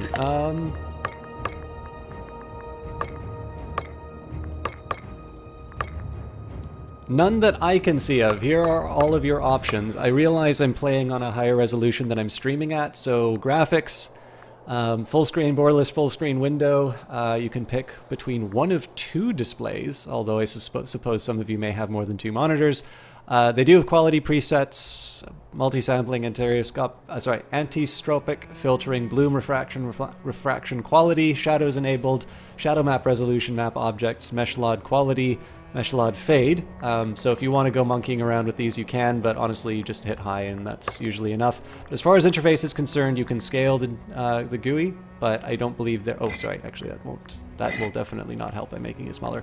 So far as I can tell, I don't think you can bind keys, although if I'm looking in the wrong place, do please let me know, and I will adjust accordingly. It's a gorgeous looking game. That, like, I hope the fact that I'm streaming out at lower resolution. The big problem is that Twitch never tells me if I'm gonna get transcodes or not. So the thing is, I don't want to like blast this thing out at like 7,000 or 8,000.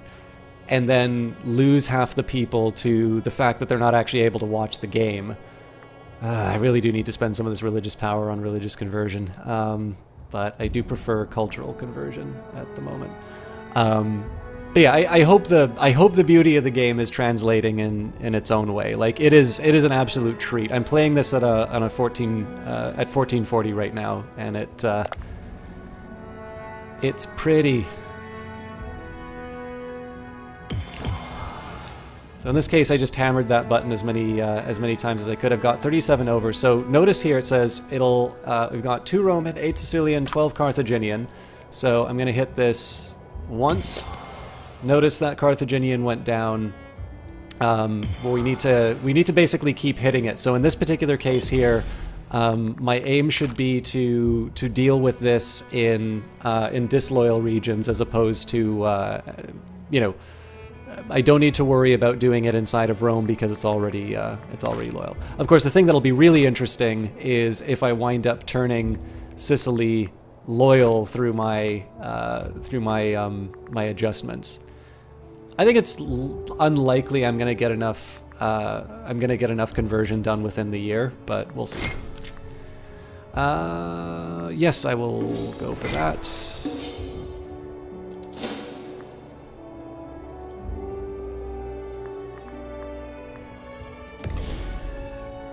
So, again, the loyalty is a slow-moving measure. Like, it's going to change by a certain amount each month. I believe disloyal is so I don't think it tells you within the game itself. Where are we?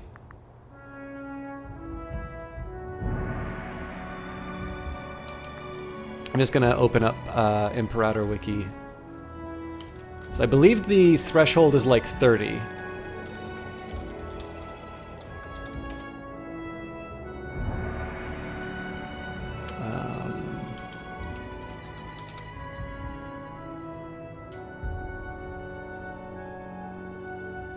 Province loyalty. Each province has a loyalty value to the country. If it goes down to 0, that province is basically 100% autonomous and will provide nothing to you. They will cancel all trade to other parts of your country, and every city will be acting as if it had 10 unrest. If enough provinces are disloyal, they will either start an independence war if the dominant culture is not your primary culture group, or a civil war if they are of your culture group. There are alerts if your provinces are disloyal, or if you risk a major civil war or revolt. Okay, so it doesn't actually say what the threshold value is. But essentially, I don't think there's a way I can avoid this war at the moment. I mean, I can definitely do some religious conversions, because I do have a surplus, and I don't see a lot of value in... I don't see a lot that I can do with the religious power right now. Oops, I didn't mean to do that.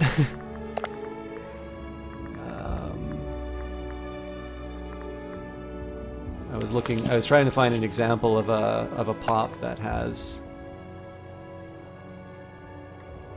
So, yeah, non-Hellenic religion, -5.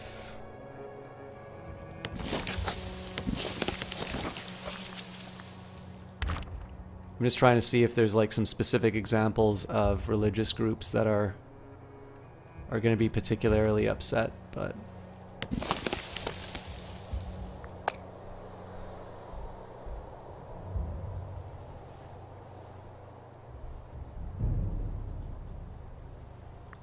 yeah. Again, I think we'll focus on Sicily on the odd chance we can push that on the margins. I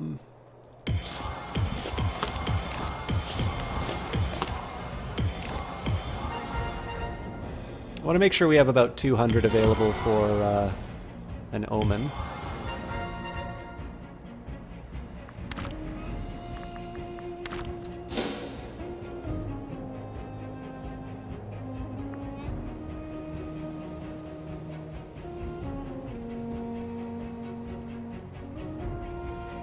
But yeah, as far as the rebellion's concerned, essentially either the province needs to convert as far as its overall culture level,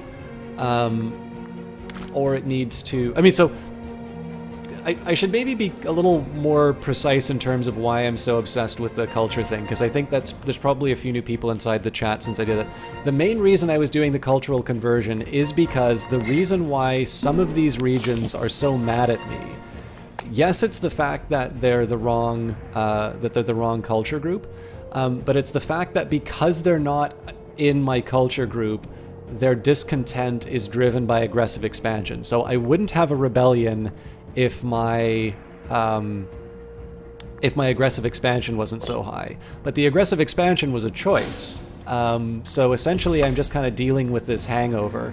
And because I effectively, it seems to me that this is going to be a rebellion that happens no matter what. The better choice for me at the moment is to prepare to crush it rather than spend too much time saying, well, what are some conversions that I can do to fix it?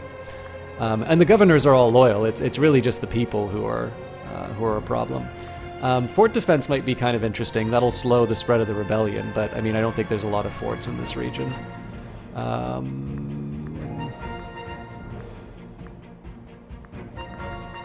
not too worried about army morale recovery, because the fact of the matter is that we're like, if we lose some fights, we're gonna have real problems. So citizen output's kind of nice because this will give me some boosts to technology and income. Primary culture happiness, obviously nice, but it's not my primary culture that's about to. So let's do the right to be heard. Acknowledging the right for our nobles to make their argument before the authorities will vastly increase their tendency to work within the system and not without.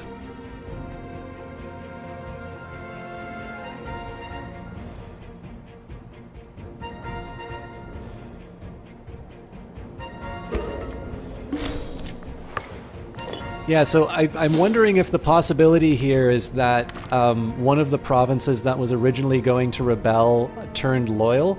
It's also possible that Aemilia crossed over, and so the number of disloyal pops increased. But again, the aim at this point now is just going to be to try to get my legions as healthy as I can. I've got 3 full strength. This one will probably be close by the time that the rebellion emerges. These guys this was originally my Carthage response unit, but that's probably not going to be happening. Yep, happy to improve citizen output. And in the worst case scenario, there's a reason why I haven't been building my. There's a reason I haven't been building up my my marketplaces. If I feel that we're in a true emergency, I will always be able to. I'll always be able to hire some mercenaries to deal with my problems.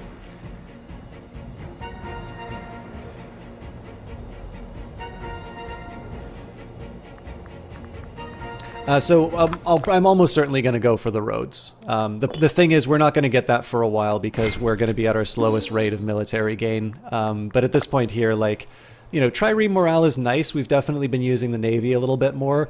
Artisanal bronze work, I never use light infantry, so that's a tough one for me to justify. But you know, the fact that I'm distributing my legions like this, as opposed to just saying is like, we'll keep everything in Rome, and then we just use the fact that we've got roads to, you know, to move everywhere instantaneously. Like, clearly the Roman roads option is pretty much a no-brainer at this point. We've got a daughter for posthumous Valerius Corvinus. We're told that the babe is named Valeria Prima. She's the daughter of a consul of Rome and a member of the Valerii family. Hopefully she's better at military matters than her dad. By the way, we've overtaken our rivals.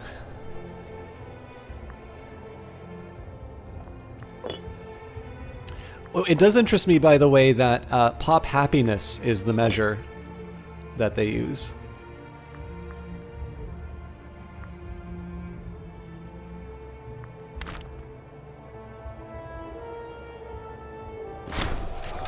Frisian Civil War ends. The bitter civil war in Frisia has finally come to an end, with the loyal forces of Herophilios, Antigonid, utterly crushing the rebel armies led by Demophon Antigonid and his scheming cohorts. We are reliably informed that the turning point of the war was during the siege of Kibira, where the rebel forces attempted to rout the loyalist army, but were outmaneuvered by the superb tactics of Herophilios Antigonid. The outcome of this war is largely irrelevant because we do not consider Phrygia either a friend or an enemy. Nevertheless, we ought to be careful now that their nation is on track to recovery. Members of the mercantile faction have something of a reputation regarding the price of their support. It came therefore as no surprise at all when Camillus Fulvius Panaetius, leader of the patricians of Rome, approached us with a glint in his eye. So they want money. He is...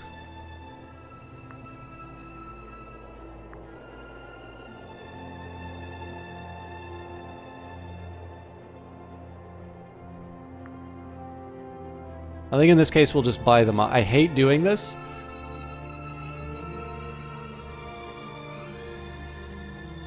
Well, let me just... So my commerce... It's actually, my commerce is now higher than my tax income. So if we lose 4... We'd basically be losing about 4 a month. Almost 5. For 5 years.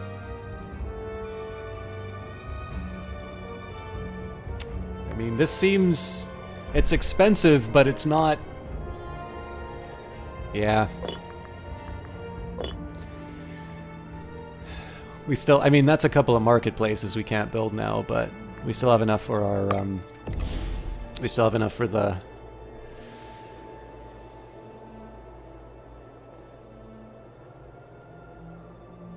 For the mercenaries.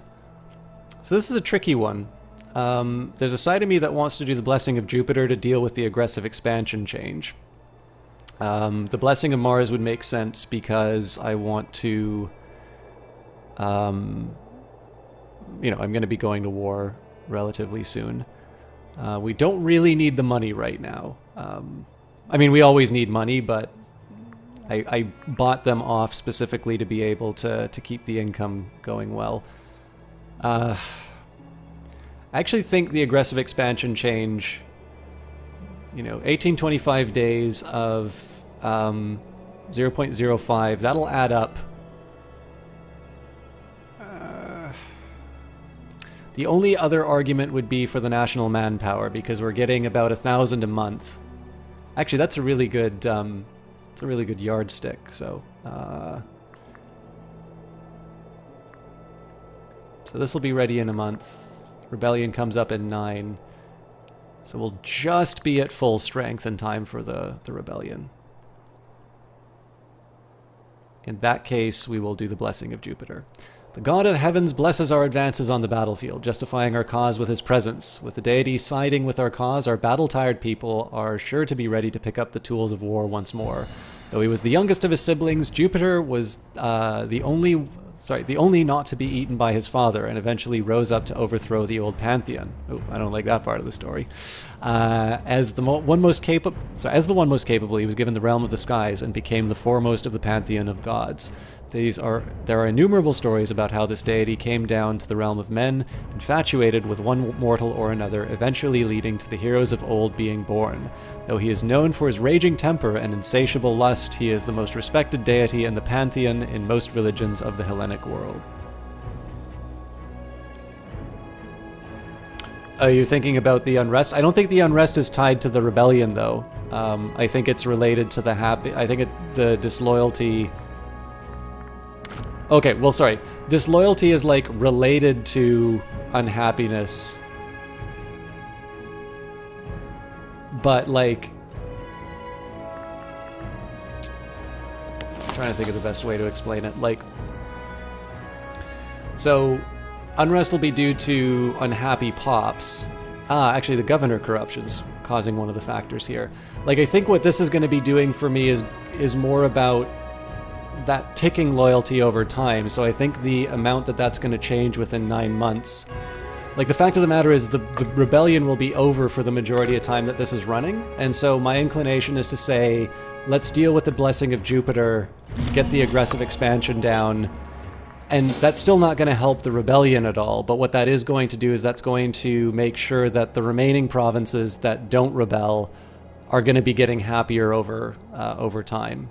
And of course, just in general, that I'll have less of this to worry about. The other possibility that I need to allow for is that we've slowly converted Sicily to being Roman enough that they're outside of the rebel group. I think that's pretty unlikely, to be honest, but let's do assimilation. Again, I'm going to start with the citizens.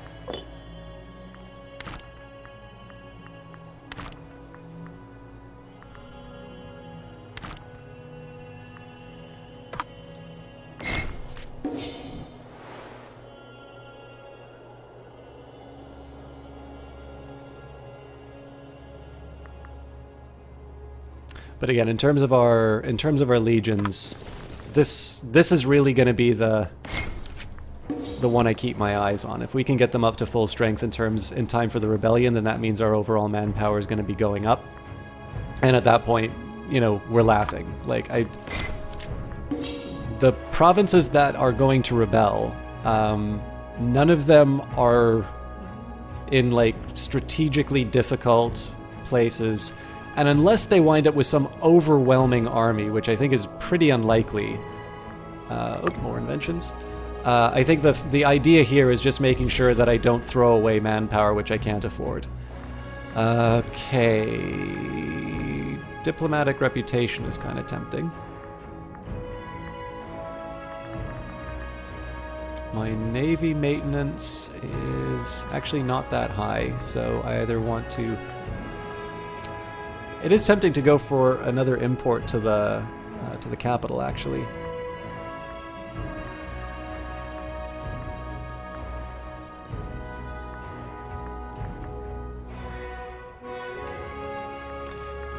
Actually, I'm gonna do...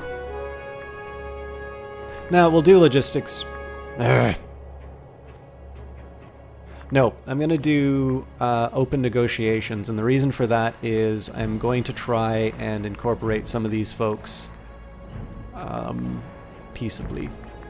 So, holding diplomatic negotiations in full display of the public will ensure that both parties are held to their word.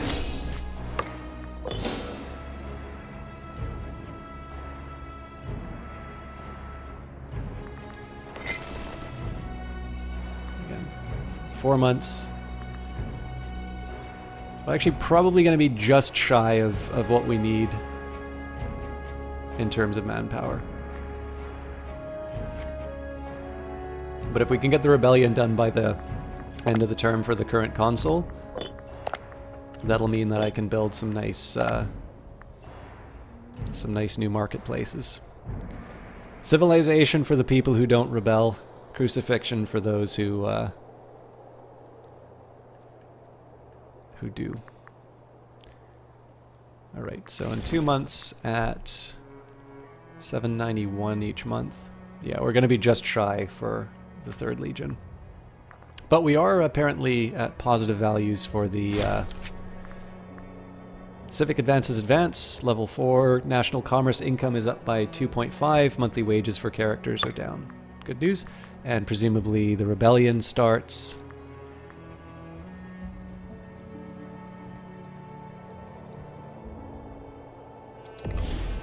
That's 5 more day. Alright. Predictions. So I'm thinking at least half of Sicily. We're going to see all Calabria and... yeah, Calabria and Tarent. Oh, crap. These guys are going to count as exiled. Actually, you know what? If this winds up going, this might be a little... This might be an interesting experiment just to see whether or not they turned exiled.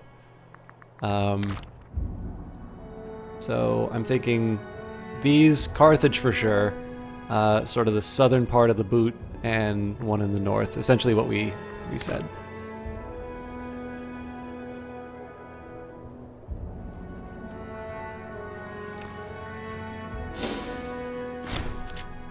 Herald from Sardinia, Australis. They are leading a war of independence against us. Alright, so...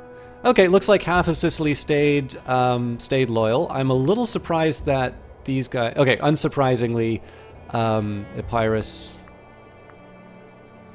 Okay, what are we up against?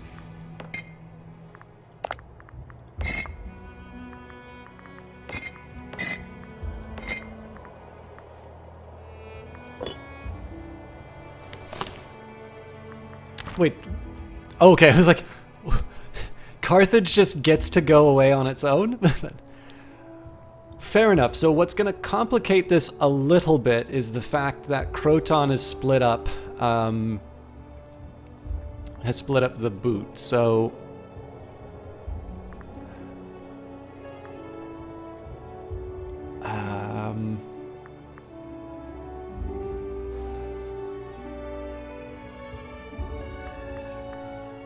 I think what I'm gonna do... The stack in Rome... The stack in Rome's gonna go reclaim Corsica and move down.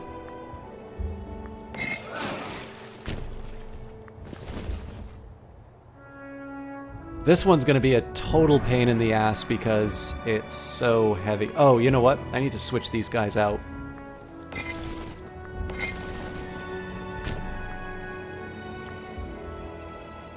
I should have thought this through a little bit better. Okay, these guys are actually going to go take Croton. I'm going to send these guys to deal with the other part of Sicily. And I'll get these guys in position. I think I'm just going to move these guys into Rome for the time being. So I'm going to ignore Carthage. I'm basically going to focus on getting Italy back first. The reason I'm moving these guys out, I forgot that I have heavy cavalry here and that this place is brutal as far as supply is concerned. It's better than the northern part. Oh, actually, hang on. 22...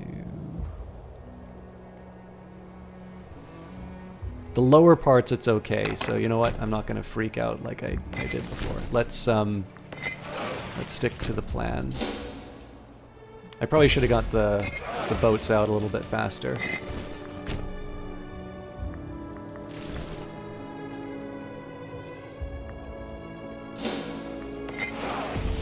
Okay. So I'm just gonna drop these guys off in a spot that's a little bit more amenable.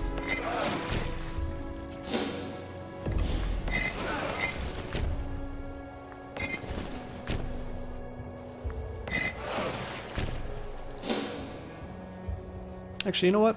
I might be able to... The big question that I have for these guys, do I want to send them to Carthage right away, or do I want to get them to help clean up Corsica and Sardinia? Either way, I really don't think we're going to need mercenaries to solve this. Oh, Jesus. That's sad if that's all that Croton has.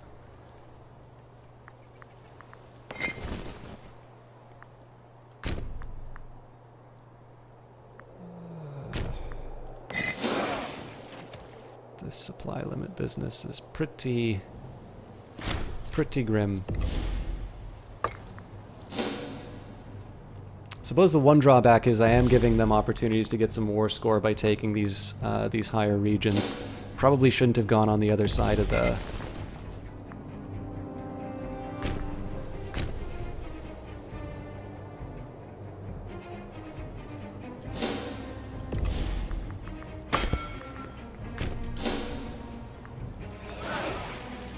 Yes, this is going to give them a chance to actually amass an army, which is not great.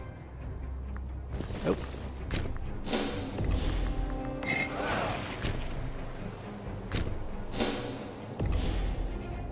Yeah, you know what? I think I'm just going to live with these decisions. Okay, I'm probably suffering a bunch of attrition because of the supply. This is the one thing I'm a little worried about, is just suffering too much attrition due to my my ignoring, like, ignoring where all these different units are.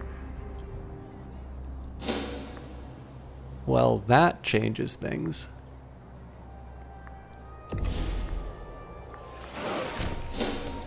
I think we're just gonna go take them.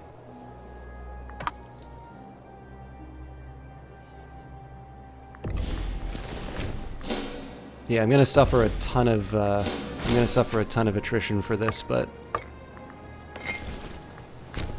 and before we I think before we go and siege down any cities in Croton, I'm gonna just slap this this unit around as much as I can.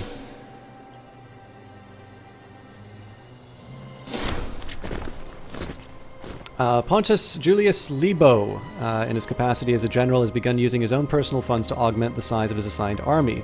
We are unsure whether to applaud this initiative or worry over the intentions behind this action. So the 2nd Legion will gain 3 units of light infantry, or troubling order the new units to disband. In this case, I'm actually going to take the free units. I'll probably regret it later. But because they've hired mercenaries here, what I want to do is reunite these legions.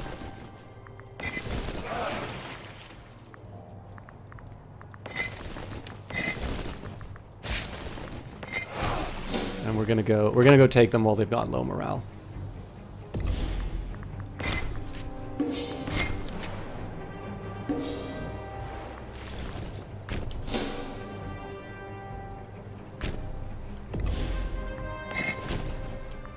I think in this case we're actually going to send them to...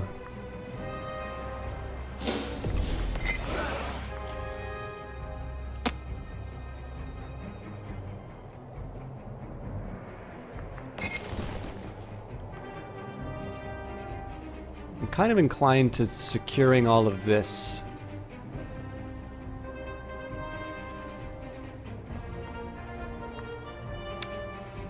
I think the better thing for me to do right now is focus on stopping them from taking territory from me and reclaiming as much as I can.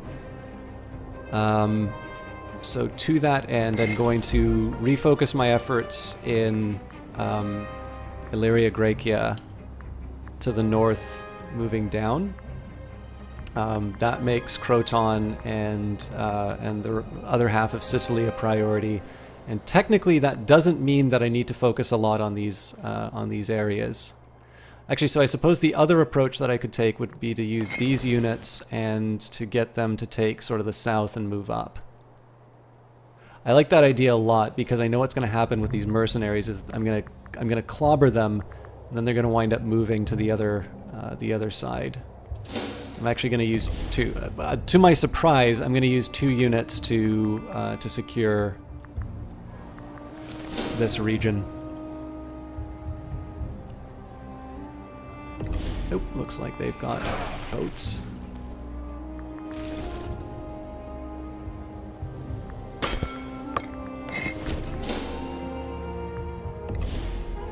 I need to be paying a lot more attention to attrition than I am.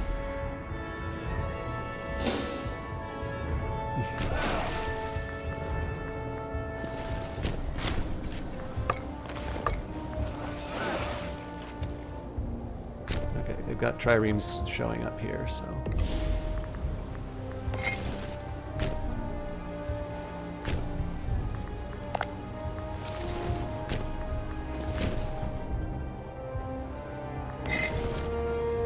Alright, so I just gave myself a whole bunch of completely needless attrition in order to start a fight with a unit I clearly cannot catch now.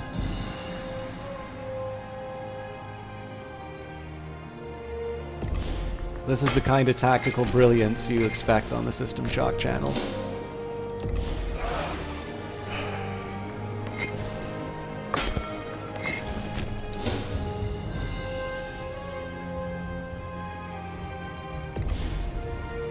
And how are these guys doing? Oh, actually, you know what? I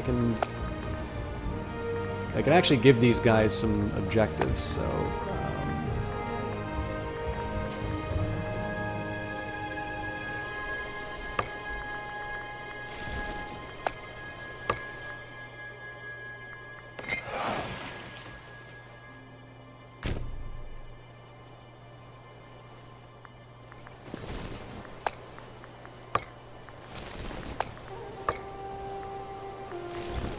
I'm sure this can't possibly go wrong.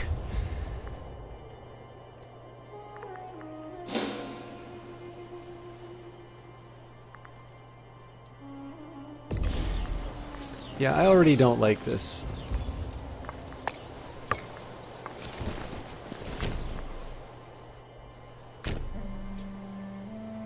I'm okay with these guys going around the edge, but I am too much of a control freak to feel comfortable doing these moves.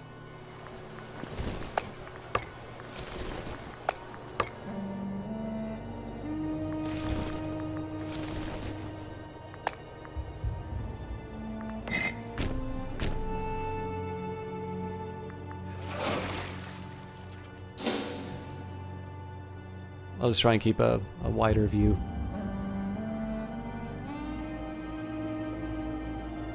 Okay, that's a reasonably large force, but I'm confident in my ability to deal with them. Because again, they're all light units, which I'm sort of designed to fight.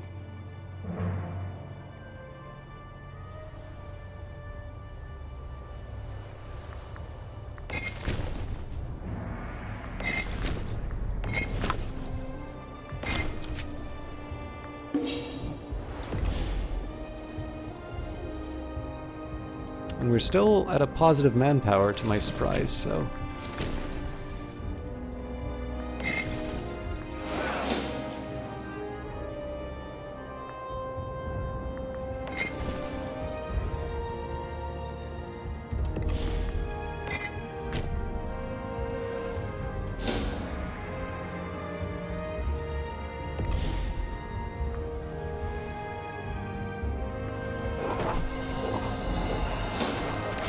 Normally I would want to take this unit and cut them off here. Actually, you know what? I think we can get away with that. And then these guys will just sweep the rest. And again, the main thing that I want to do is just lock down provinces where I can. Essentially what this will do, so I lock down Sicily, I know they can't build any more troops. That will allow me to take my other stack. In fact, I wonder if I can stop them. I probably can't. The main effort here is I'm trying to make it so that these units never need to come back to this region. What they do instead is they focus on sieging down the southern part of what's now Croton. Obviously, Croton much larger due to Roman rule than it ever was in its previous form. Okay, looks like we boxed them in. Now I want to be a little careful about this. Oh, this is a good one. So, Teverentum has seen a huge influx of traders and travelers from far and wide recently. One of our advisors jokingly suggests that we must have been blessed by Mercury himself. It might have been a joke, but paying our dues to the god might be a good idea nonetheless. It could only be a boost in long-term business, right? So if we spend 414.87, we'll gain 25 religious power. We will gain 10 years of Blessings of Commerce, and then 20%. Ah, okay, so I suppose the question is... So for 5% for 10 years, that's specifically tax. Now, I'm probably not going to have a civic leader, so this is going to be overestimating it. but I mean, realistically, we're looking at about 36, so that's a total of 360 at our higher level. I don't think it's worth it in this case. I think we'll just, we'll be inspired by the god and make the most of this. That just bought me mercenaries if I get in a pickle. I'm thinking I might have to give up on this siege.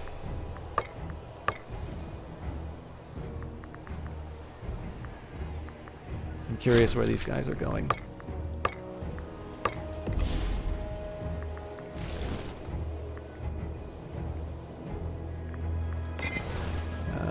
Too much attrition because I'm an idiot. Oh wait, was it? Maybe this was the mercenary band. That's mildly hilarious if I ignored the mercenary band and they died to my lighter stack.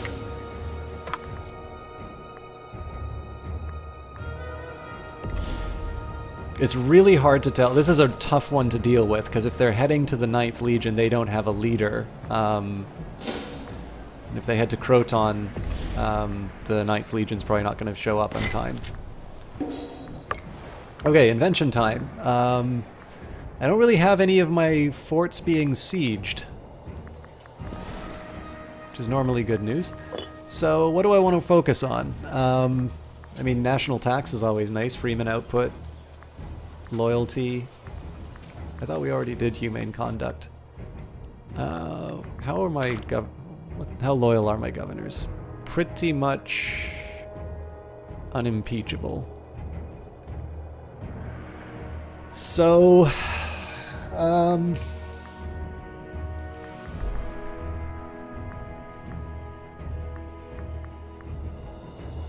it is tempting to do more imports.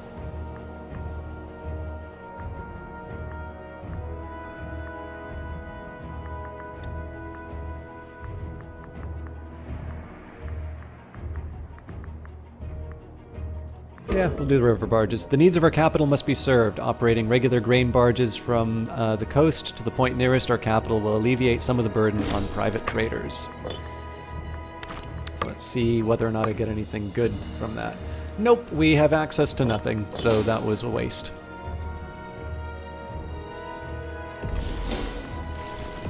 There's the stack. Alright, this will make me very sad to lose all this strength, but it looks like they're feeling very confident, though. So, there's going to be some devastating manpower losses, but this will effectively secure me Greece. Would gain reductions in tyranny. Not going to complain about that. And similar... I want to split this up again just to make sure that I don't lose everybody to attrition. And again, this is sort of the plan being realized now. I really, that's so annoying. I'm getting attrition for that. Essentially, what I've done here is I've given them a no-win situation as far as Greece. Like, there's nowhere for those troops to go. Actually, okay, we just wiped them, so... so at this point I just secure the... Ah, crap! I wasn't paying attention. This is bad. Our tribal neighbor, Genutea, has started investing a lot of their treasury into opening up the borders between the two nations. Hopefully this will prove beneficial for us as well, though their tribesmen are somewhat more unruly than we are used to. Hope the friendship will be worth it. Okay. So we're gonna regroup. That one I didn't want to lose too much manpower to. So here's basically, I'm not gonna freak out about what just happened there.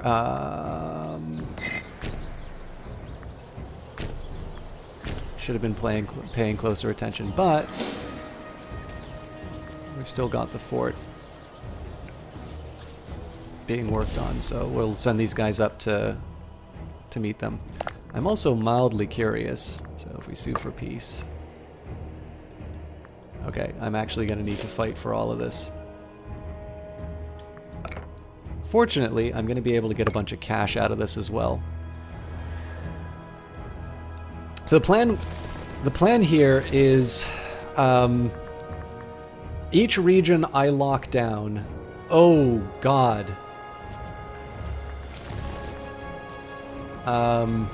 So they might wipe these guys. That's really tough because there's no recovery after that. I'm gonna see if I can shattered retreat these guys to avoid the fight. Yep, full retreat. That's to save the manpower.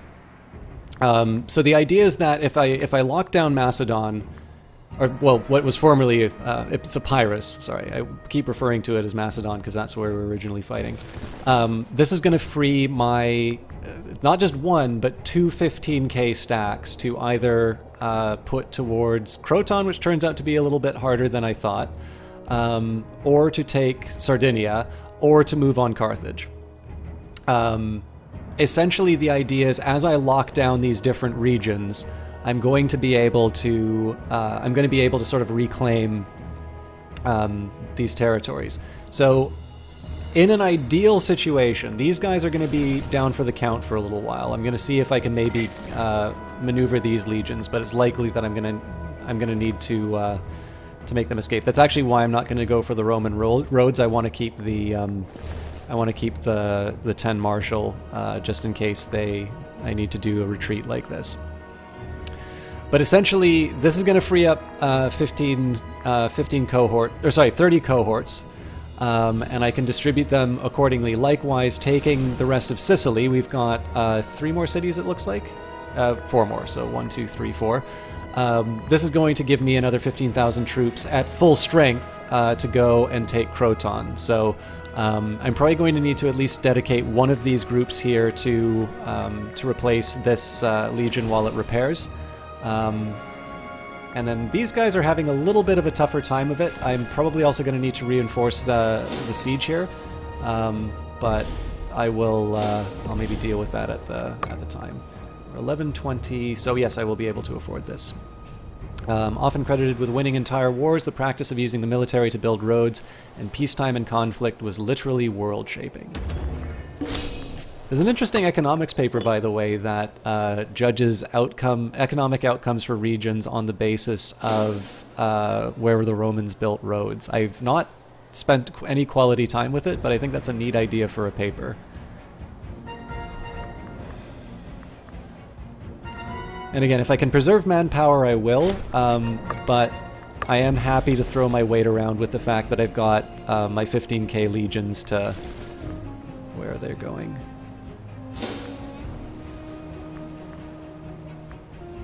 Alright, looks like they are going to chase this guy down, so I'm willing to do a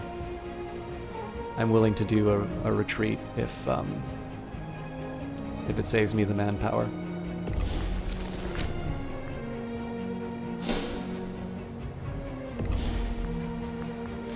Oh, that's a fort. I didn't plan on that.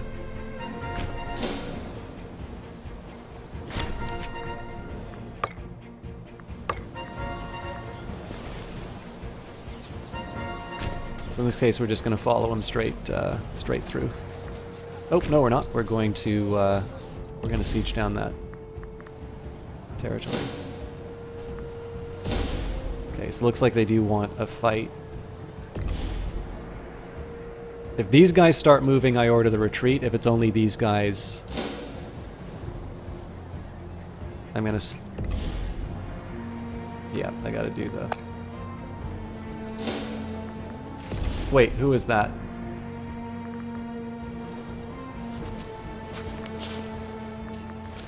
I'm an idiot. I ordered the wrong unit to retreat.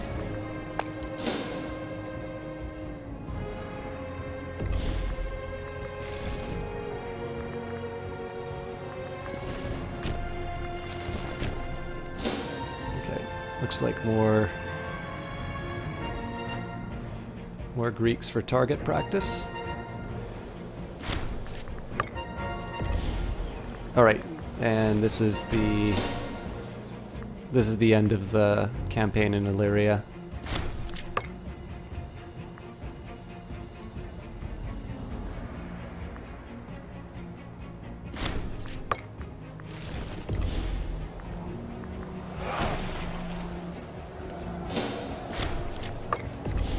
So what I'm curious about here, what I want to try and do is maximize my return on this. So we'll take Epirus. So we need to wait 2 years.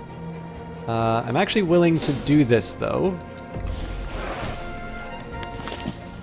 Oh, looks like we left one. Looks like we left one region untouched.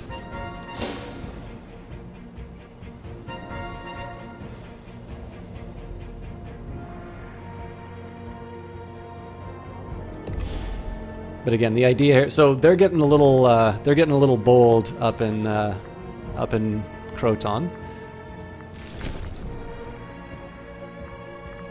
Let's get these into place. So 15,000 will move to Italy.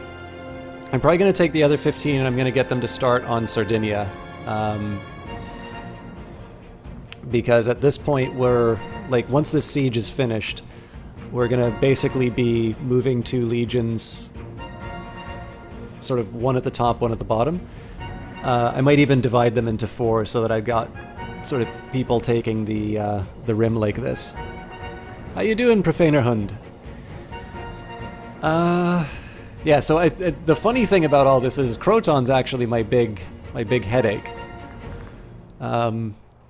But I'm reasonably confident. The real pain is that they've got all these forts. But again, I'll get my legions back here. We'll have a fresh one to start the work, and then we'll get the people from Epirus. Okay, so you will head down here. Now these guys are going to be a pain to chase down, unfortunately.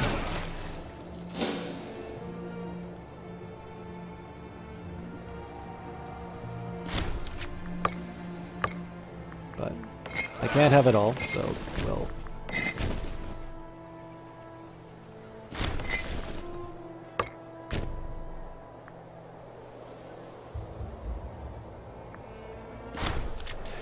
Lucius Cornelius Scipio, for reasons known only to himself, has begun voicing his opinion in support for Posthumus Valerius Corvinus whenever the Senate assembles. Such sycophantic actions may be tiresome, but a voice for is better than a voice against. So Posthumus becomes friends with Lucius, or not another yes man. Oh no, I like yes men in this case. Okay, so I've got the legions that I want. We'll reunite them. These guys are going to deal with our friends from Croton. I'm going to move them into Tarentum just so that they have a time to recover. This is not quite ready. These guys I'm just going to put off to the side. I do want them... Actually, you know what? I'm going to put them in Murgatania. This is just to avoid... Okay, this is very good news. That's right, he got the extra light units.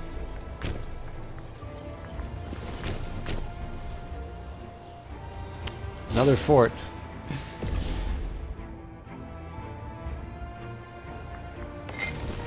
This is just a chance to let me recover some of these units.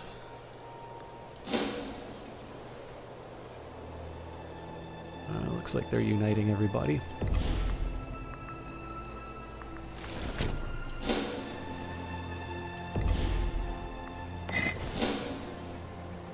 So obviously here we're going to get on the right side of the river, and hopefully we'll get the reinforcements that we need. These guys are all light. Alright, fair enough. Ah! Okay, yeah, they got scared.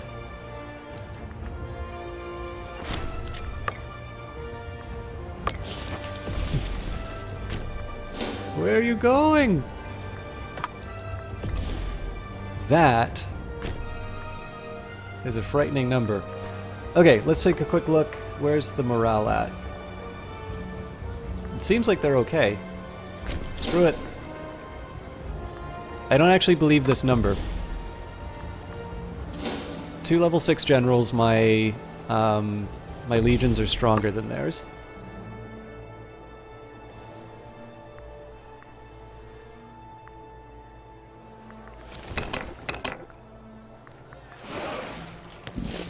This is a bit dastardly on the part of... I wonder if I can...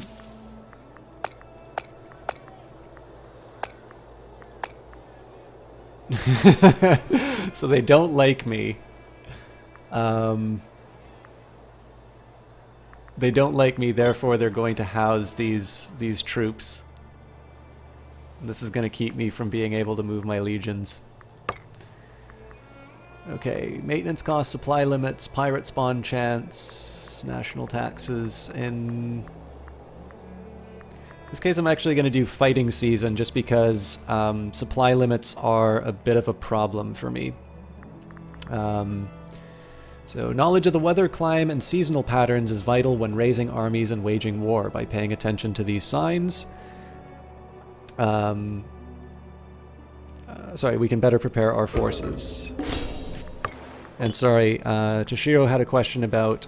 good point. So I was asleep at the wheel, and these guys are going to take a fight that...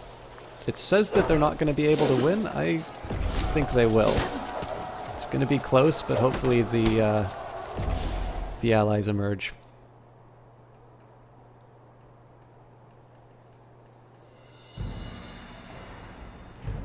I'm also very interested in the outcome of this one.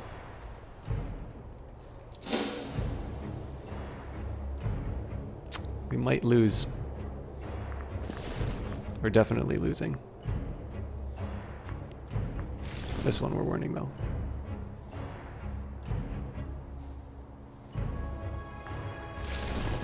As long as these guys can hold out, the 11k will...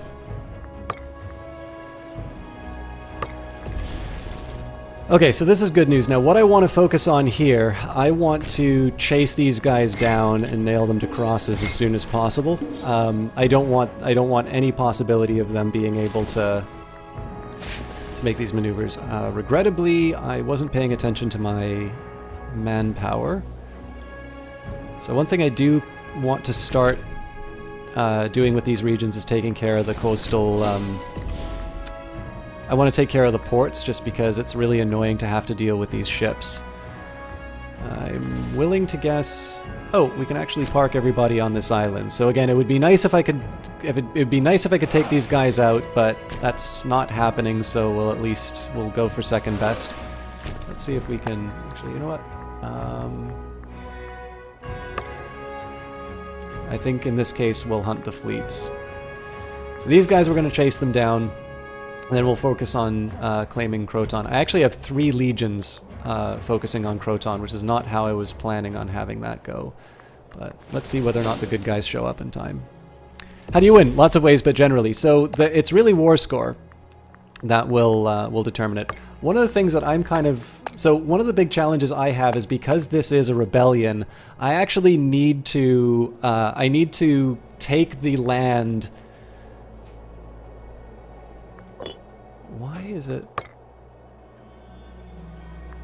Oh, I think I know what you were saying. I blew it and didn't get that one last region.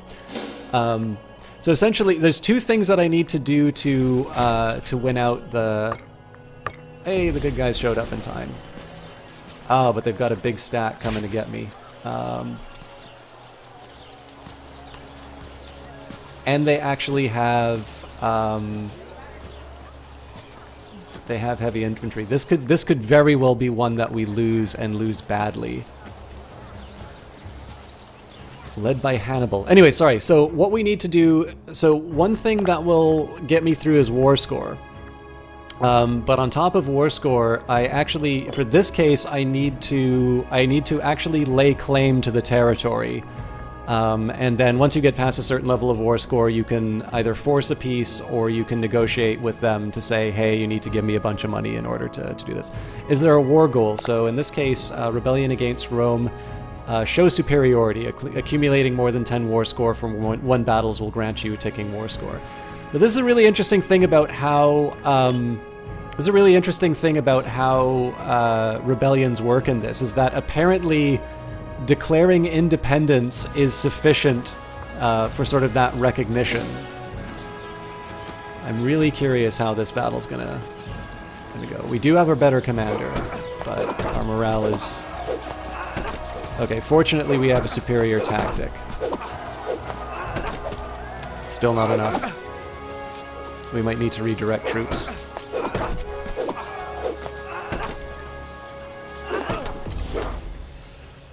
Okay, with that in mind...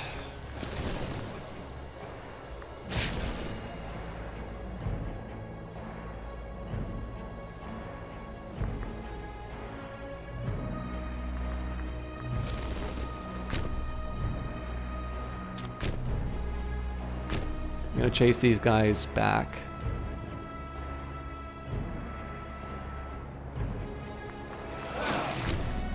Gonna take these, well, I gotta make sure that these guys get there on time. I'm gonna redirect this unit. We need to put them in Sardinia, otherwise we're gonna lose it completely.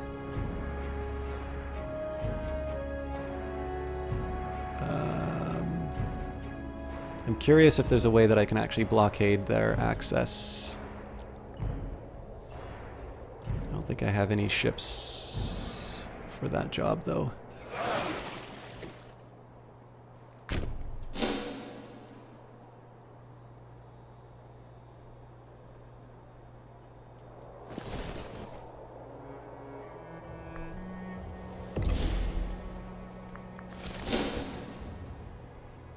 Well, they're losing more men.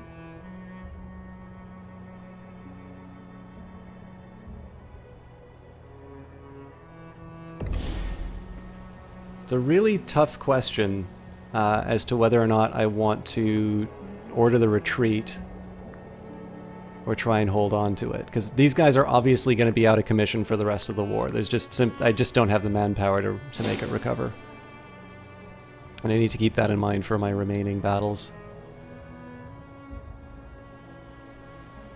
In fact, there's a reasonable argument for me to say that these guys should be focusing on Epirus next.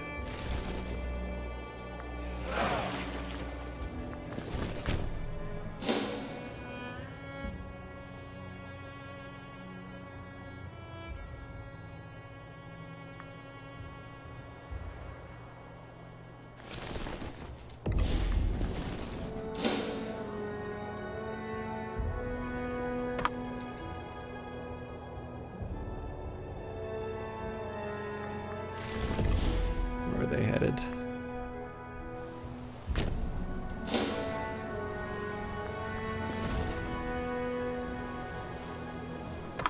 Again, this is entirely about exterminating that unit.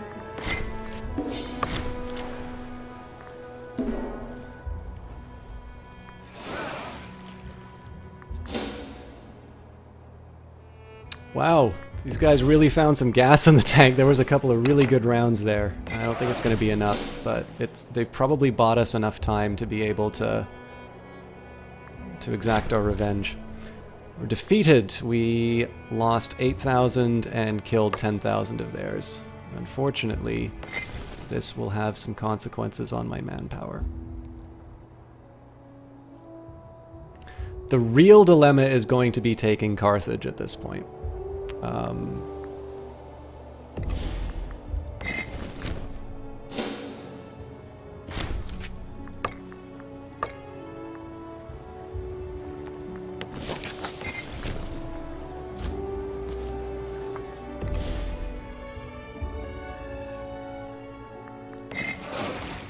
Okay, let's... I think these guys I do actually want to focus on hunting down.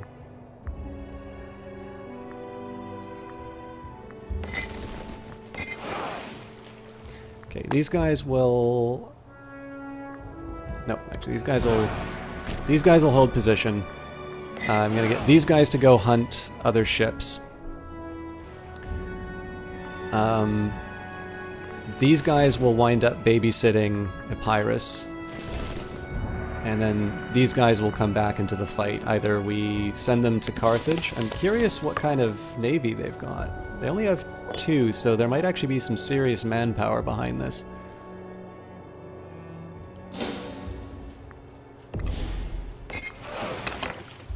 Alright, these guys are already on the move, so...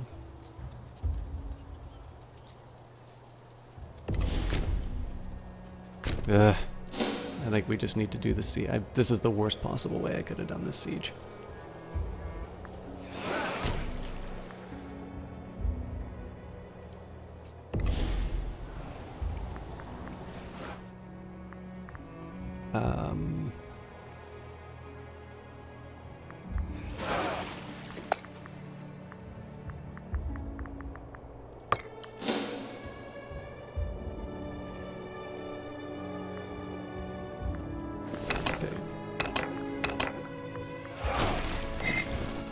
Similar idea, we'll put these guys on a boat, get them to defend Greece. In the worst case scenario, come on. Our people, farmers and nobles alike, claim that weather has gotten warmer and growth has improved these last few years. At first it seemed like random happenstance, but the more we consider the fact, we must certainly have been blessed by one of the gods or goddesses. Blessed or not, our people are happy about the changes. Let us hope for more good times indeed. I am really nervous about this number.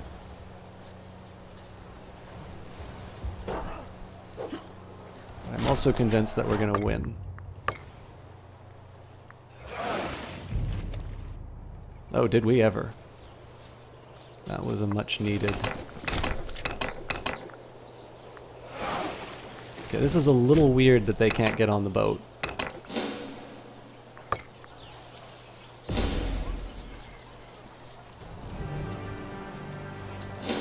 Again, we'll eat this unit.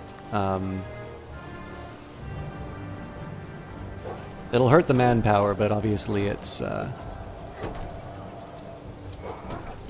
a worthy cause. We'll take this province to begin with, and then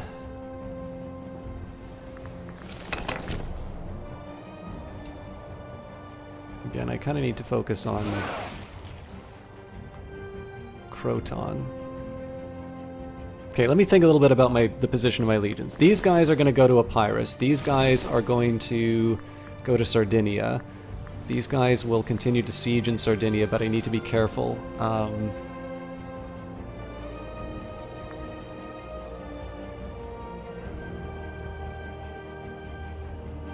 Yeah, I really don't see any other options. I think I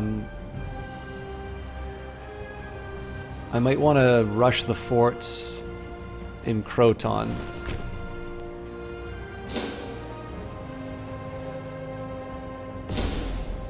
So rush the forts in Croton so we can take the cities sort of surrounding it. Again, just to free up legions.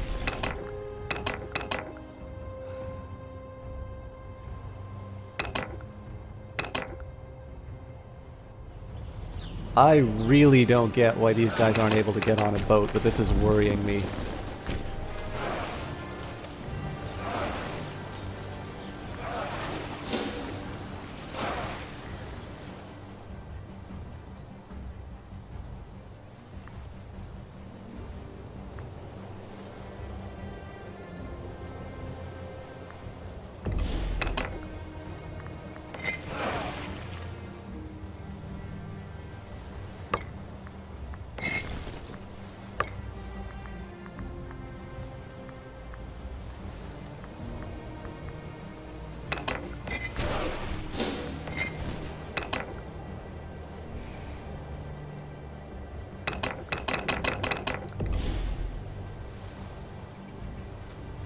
Oh, it's because of the light units.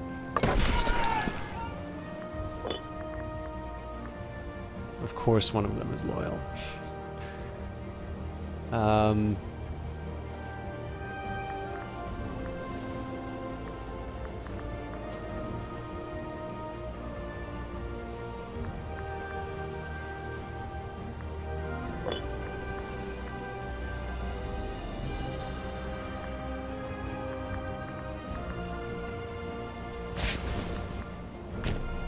I should have been paying attention to that. No worries about other people joining the revolt. It's not even actually that hard of a problem. It's really the manpower that I've let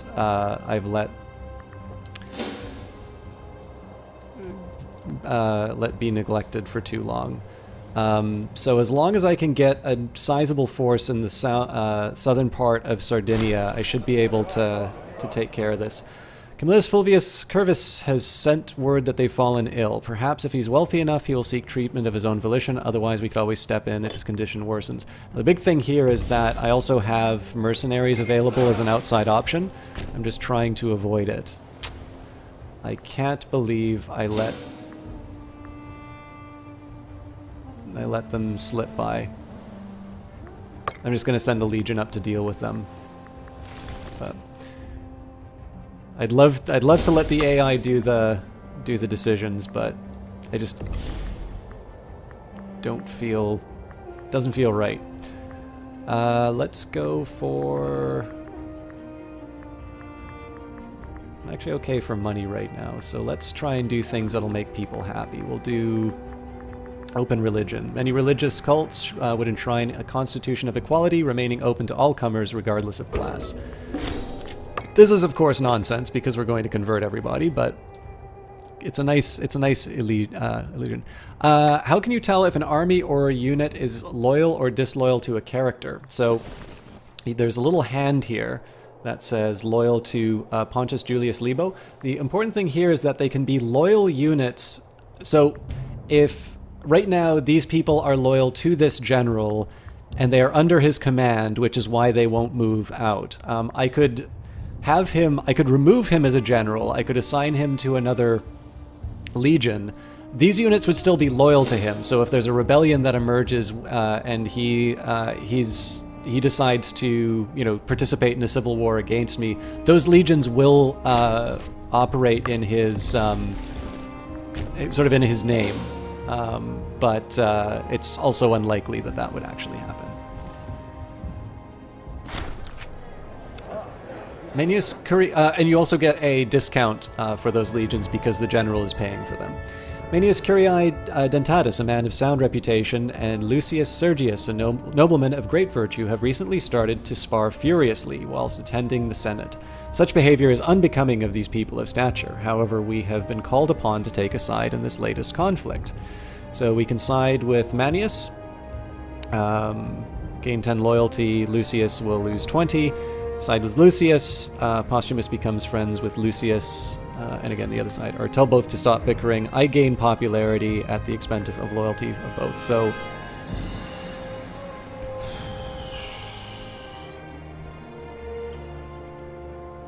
They're both old, so I don't need to worry about them kicking around too much longer. I think I'm actually inclined to say... I'm going to aggrandize myself and get my popularity up. So again, the aim here, I want to relieve this unit and put it on, basically put the hurt on Sardinia if I can. I'm tempted to move these guys up. I think they might be too weak to actually take any of these territories, but I'm curious.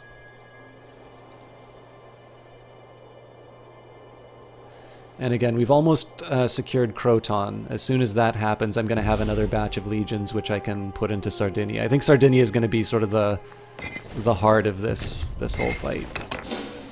So we're probably going to get some attrition problems. Actually, yeah, I can't move into that region, unfortunately.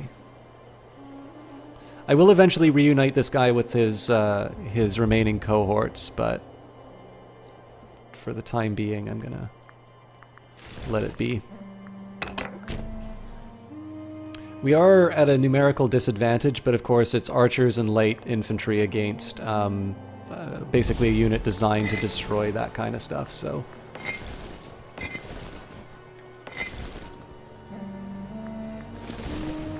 Okay, I deselect you.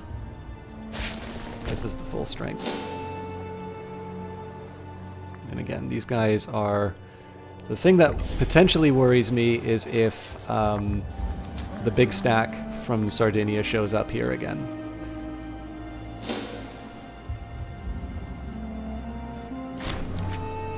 A new ruler, Camillus Fulvius Curvus. Now, actually, what I should have done was I should have bought all those marketplaces before that election because I'm sitting on a large treasury and I could have got them at a discount. But He is elected to office and will now rule our glorious nation. The religious faction is now in control, giving the following benefits: 10% omen power and a discount to converting pops. So I do want to make sure that I save. I want to make sure that I save some. I want to save some religious power for omens, but I want to take advantage of the situation. I need to think about this fleet. Oh, they're back for more. This is gonna suck. Is there any way I can get these guys there fast enough? It might make sense for me to retreat, but...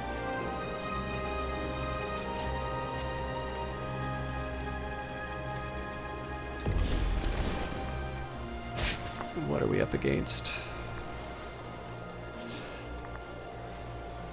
That heavy infantry is looking really scary.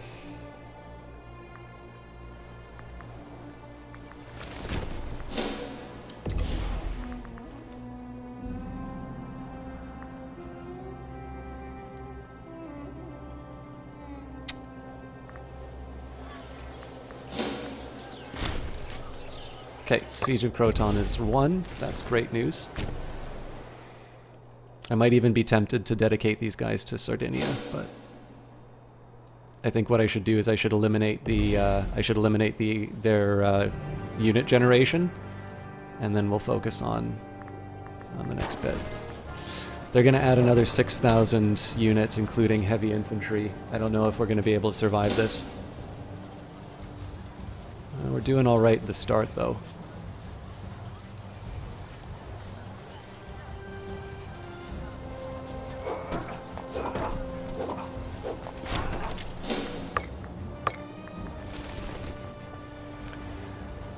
Sent them packing at Bantium. These guys are hunting, so that's what they should be up to right now. This is going to be a tough call.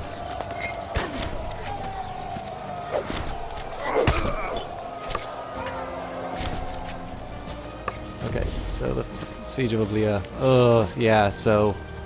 thing is, these are even numbers, and they've got full strength. I might want to break the siege just to buy myself some time.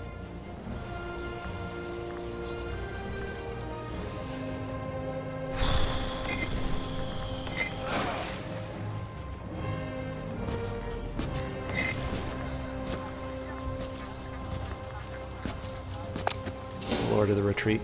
And I've got a fresh unit coming up, so, and we'll finish this. We'll actually finish off Croton before too much time. So,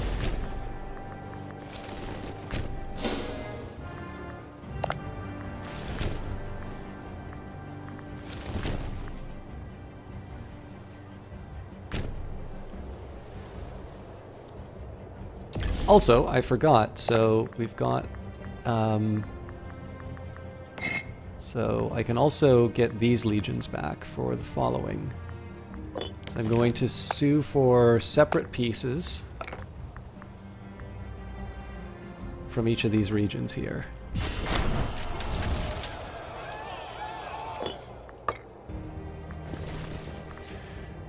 This is going to be a sneaky way that I get some extra cash. Yep, so I don't even need to chase down the rest of Croton, and we get to empty the treasury for the rebellion. So we'll reclaim this, and what this does is this now frees up my,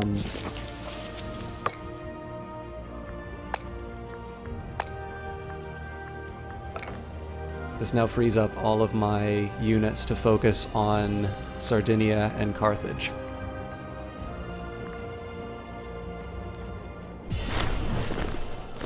As the largest city in the province of Corsica, Illyria plays an essential role in controlling the area. By introducing their population to Roman culture and assimilating some of them to our own ways, we would turn them to our cause and make sure that the province will stay loyal as we continue our expansion in the future. Now, this will put us to negative civic power, but I do want them to become Romans. So, and we will lower our aggressive expansion.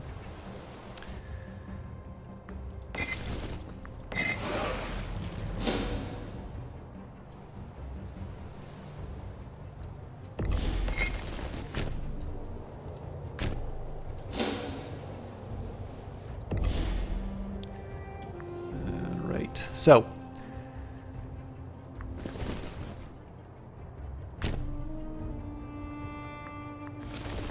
we'll now plan the campaign for Sardinia.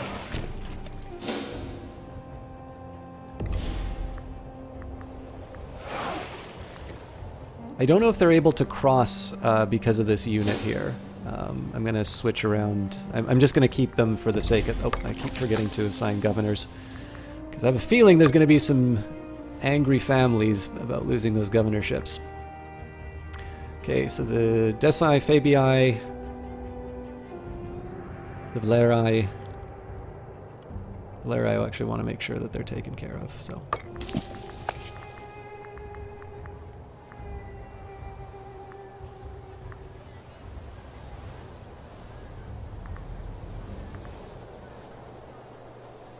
Yep, that'll work.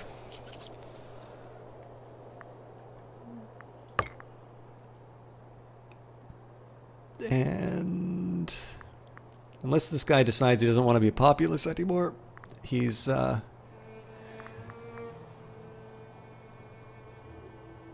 going to get anything. Should probably toss the Julii a bone.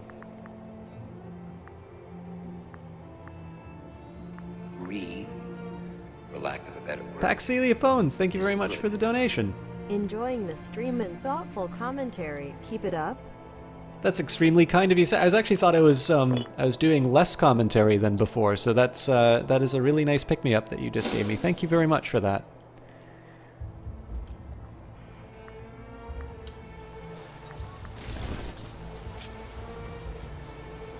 I do sort of question the decision to go straight for the fort, but these guys should be available to take Viniloa. Oh, I should actually get these boats. Give you ownership right away.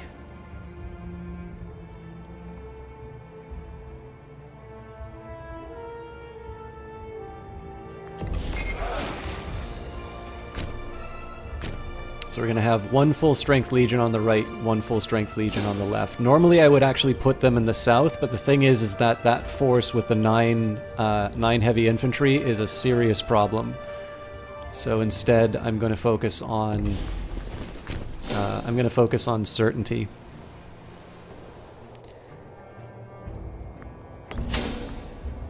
In a thinly disguised attempt at bribery, Gaius Fabius Licinus, head of the religious faction, made Camillus Fulvius Curvus a particularly generous offer on behalf of his faction. It would appear that the religious faction is getting quite desperate. Nevertheless, Gaius has threatened to spread slanderous rumors if we fail to accept his offer. Very well. Speaking of, we'll need like 200 for the religious, for the omen. Let's take a quick minute here and do some conversions. I'm going to start by converting citizens.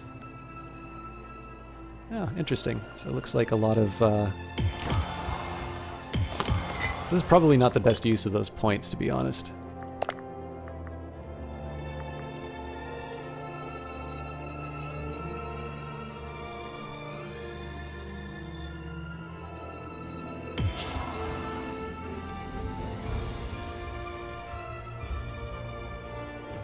A lot of druidic.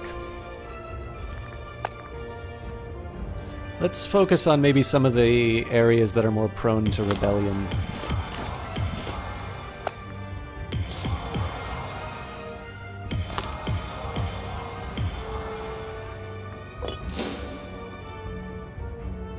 Obviously I want to focus a lot on cultural conversions if I can, but that'll have to come later.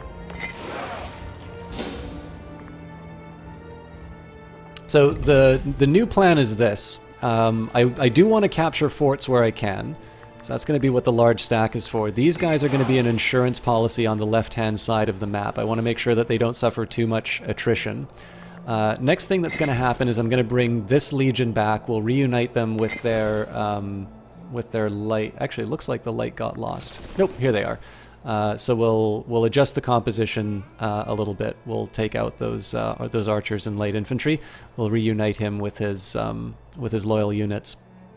But the idea is that I want to make sure that wherever the heavy stack from the enemy is, I want to make sure I have 2 as close to full strength as possible legions as a best reply, and that's basically gonna be how I put this thing to bed. Carthage will be the last, will be sort of the last focus.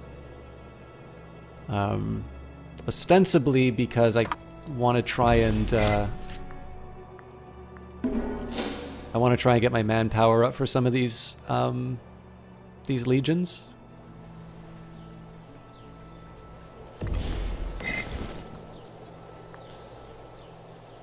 Yikes.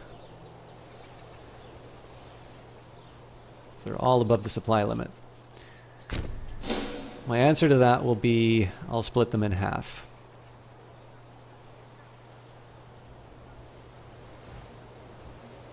So this will be where we have some attrition problems. Also, it looks like they got rid of the fort.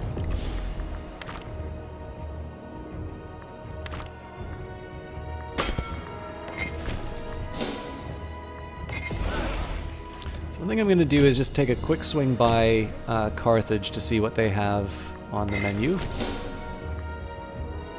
Now, obviously, if something happens in Rome, I have absolutely nothing I can do to defend against that. But you kind of have to pick where the action's going to happen. We'll move these guys to just go. Oh, this fort's protecting that, so they can only sit on their hands.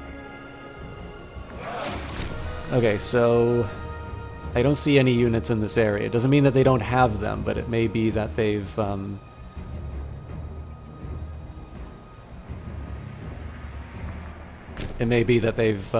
they've committed everything to Sardinia.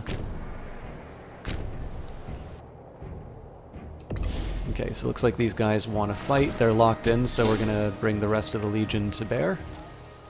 This is good news because there's four Principes inside of that. So I'm gonna use that as an opportunity to sort of slap around their stronger units. So what we're gonna do now is we're gonna move both up. And we're going to employ sort of the same strategy we've used in Sicily before, which is just to have this rolling front, a reasonably strong unit able to take on the lighter ones, and I have enough military power that if I need to order a retreat, I will. But obviously we're doing all right with this siege, so I don't think I need to worry too much about that. The great news, of course, would be is if I can catch them in the port. If that happens, it's game over. But I have a feeling that I'm going to need to wait until the...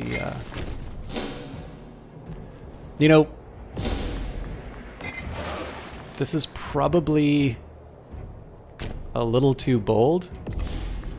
I want to see if I can take Carthage with this unit. Because there's a possibility that they've left this completely... Okay, capital needs to...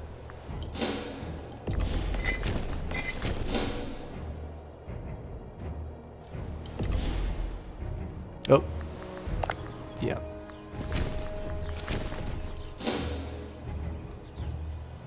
Looks like they are making a move on this unit.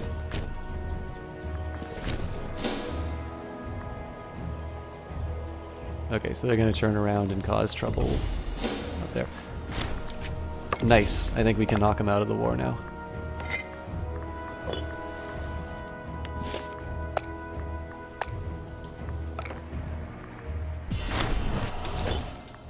So I'm just doing that in order to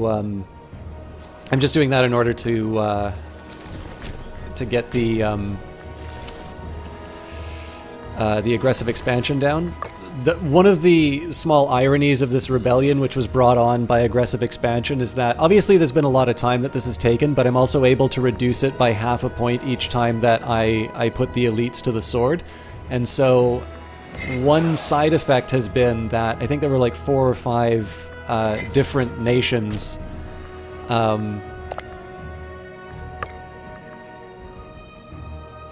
Sulky. Okay.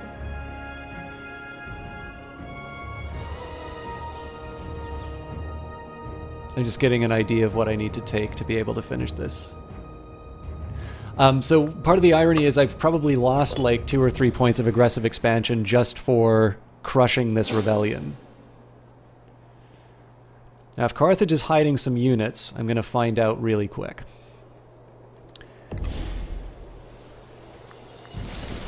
What we're going to do here, we're going to take advantage of our numbers. That's nonsense. Oh, but they'll be defending in mountains, that's why. I'm actually going to make them come to me then. And instead,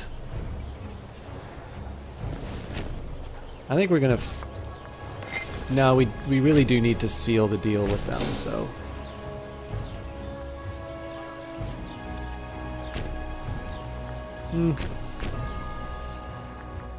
So I'm indecisive.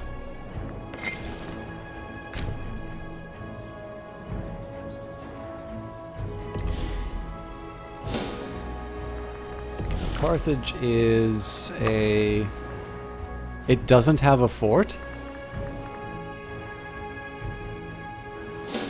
What did they do to the place?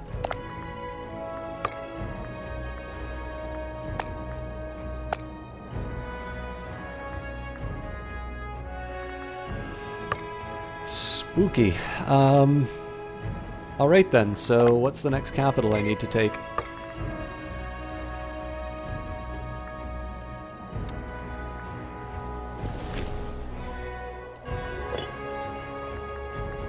Okay, next up, Omens. I can try and go for aggressive expansion again. That'll definitely help me with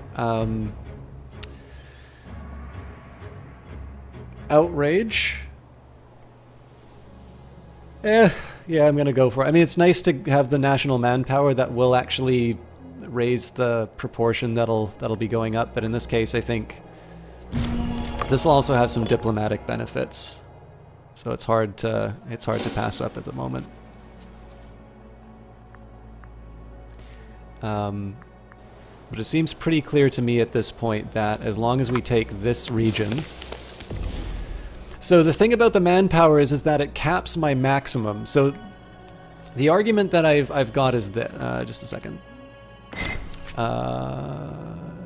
Happy to do that. Happy to do that. Since you're already handling a... Yeah, I mean, I still have... 15 aggressive expansion is pretty high. And the thing is like, I would love to be able to try and turn these guys into a vassal. And at the moment, the aggressive expansion is causing a 68 penalty for that. Aggressive expansion is also going to affect some of my regions. So, I mean, they're loyal now that they've been demolished, but... I have a feeling that some of this is probably going to... come back to bite me at some point. But here's essentially what... so there's a difference between manpower and manpower recovery. So my manpower right now is 229,000. Each month I'm gaining 787. That's going to take a really long time to come back, and I will probably never ever be back at full manpower. Having a higher manpower value will make that number go up by a small amount, but we're talking about a couple of hundred, and a couple of hundred a month to try and replenish 229,000 is just... To me, it just seems to be too small of a benefit, because in the end, with the omens, like, I'm looking at, you know, higher income. I'm looking at, you know, better discipline for my armies. I just think that in the end, if I'm going to do an omen, I need to measure it both in terms of not just like my immediate needs like manpower, but I also need to measure it in terms of some of the other things that I might be able to do with it. And in this particular case, clearly I am desperate for manpower. If somebody wants to invade me, I'm very likely going to be emptying the treasury and getting mercenaries to handle the issue. But what I think is more realistic is that I'm just going to sort of sit, we'll rest a bit, we'll let that regain naturally. And what I'm going to do instead is I'm going to take advantage of the lower aggressive expansion to start incorporating some nations into Rome diplomatically. So, is the true calendar or date system a little off? If not, can you explain what the deal is? So the posted date is ab urbe condita, so after the founding of Rome. And then if you would like the date in our style, the Gregorian calendar, it is the 28th of February, 252 BCE. I think they still have, I believe they still have months that don't exist in this, but in terms of the year, they're giving it to you after the founding of Rome. So in this case, it is not actually 502 BC or AD. Both of which would be extremely unusual, even though obviously we're still ahead of time. I mean, the conquest, once we have this, we're still sort of a little bit beyond the borders that Rome had in 218 BC. So we've already firmly left history. But yeah, obviously that number you're seeing there is a particularly counterfactual one. Gaius Fabius Laecinus was killed in a tragic hunting accident at the age of 73. He was tribunus militarum, and he is likely the next consul. All right, so that is going to put the cat amongst the pigeons. So it looks like the mercantile faction has certainly made the... Oh, never mind, it was the religious faction. They've certainly done well. And it looks like the populists are also flexing their muscle. So I need to be very careful on my next Tribunus Militum.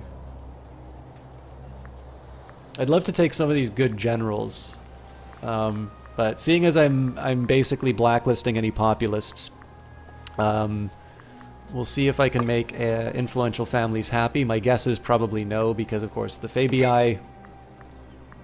are always going to be unhappy. They're a very influential family. They are also not good politically. Claudii, I can probably throw him a bone. The Julii would be preferable, though. So Claudii or Julii if I can.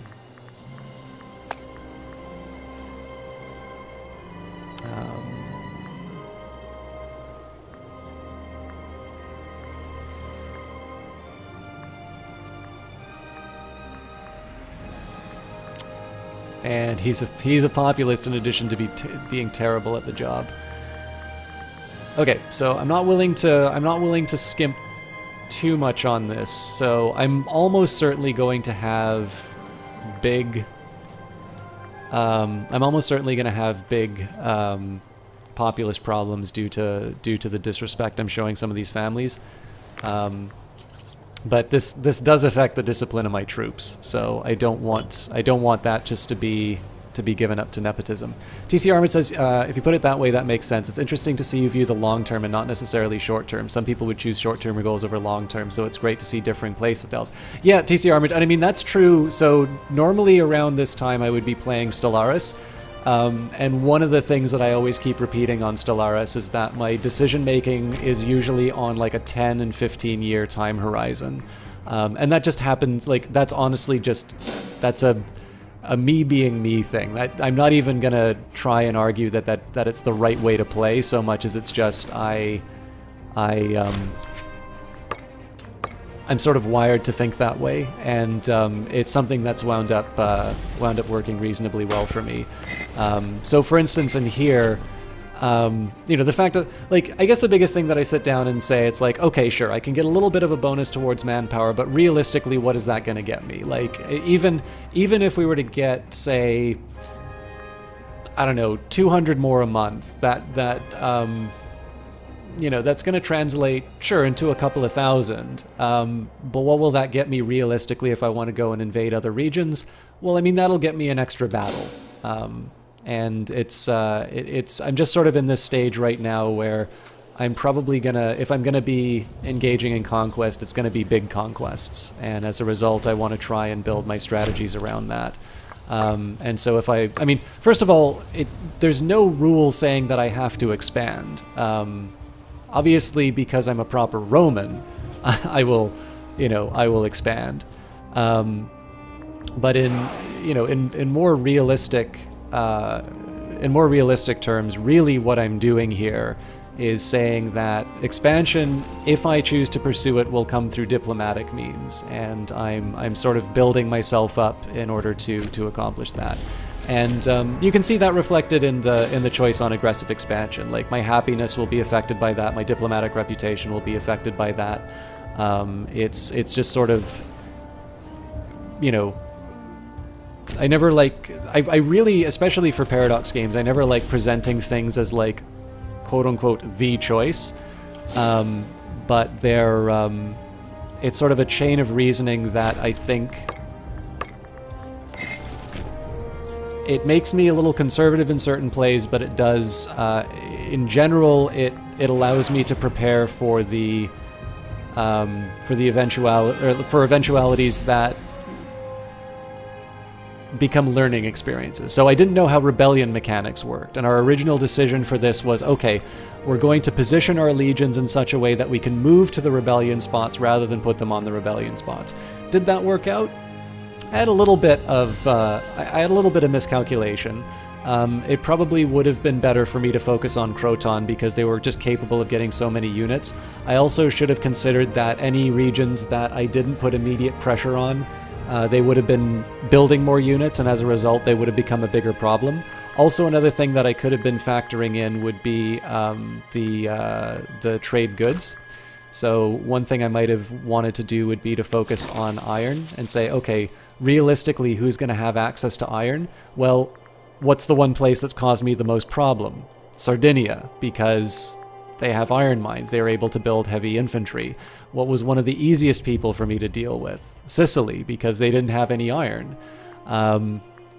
Those kinds of calculations were ones that I didn't have in mind when I started this, or when the rebellion triggered. But it was one that ultimately didn't prove, like, it wasn't fatal to the Enterprise. So, CK2, you need to think like that sometimes 20 years ahead. Yeah, absolutely. I mean, I think the most rewarding thing, in my opinion, about playing Paradox games is the fact that they really do encourage long-term thinking. And I think that's part of the grand strategy genre. Like, the concept of grand strategy is to use all of the tools of the state available in terms of warfare. So it's really like, there's definitely no shortage of games, and they're really fun ones, which are about going out and conquering people and reliving battles. And I mean, board games do those subjects really well too. Like, GMT Games has Command and Colors. If you want to play, World War II games, it definitely, it's not just Risk anymore. Like, you've got things that are sort of at an XCOM tactical level, as well as more broader campaigns. Unfortunately, we still don't have... Wait.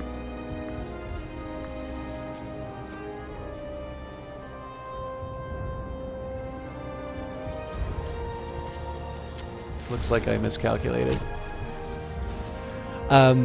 There's really no shortage of games that explore war. And I think one of the things that's so interesting about Paradox... I love the Civilization series.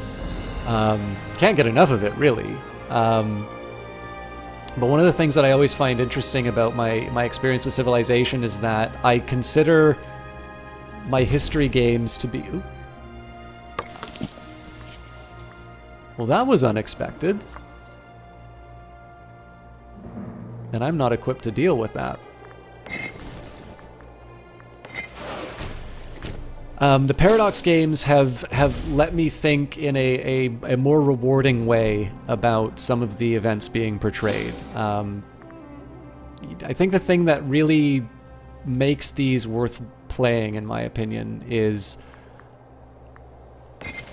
in Civilization, everybody is equal. You want to have a fair and balanced game in order to make sure that the outcomes that you're looking for are are in line with history, or maybe not in line with history, but like the outcomes of those games will be. So somebody was asking yesterday whether or not civilization damage can be, civilization value can decrease. Turns out, yes, if the barbarians show up. That gives me another reason to be a little more careful in my distribution of legions. Anyways, the thing that makes the Paradox game so interesting for me is not just sort of being able to view some of this history through a different lens, but it's also the fact that there are historical reasons why Egypt did not stay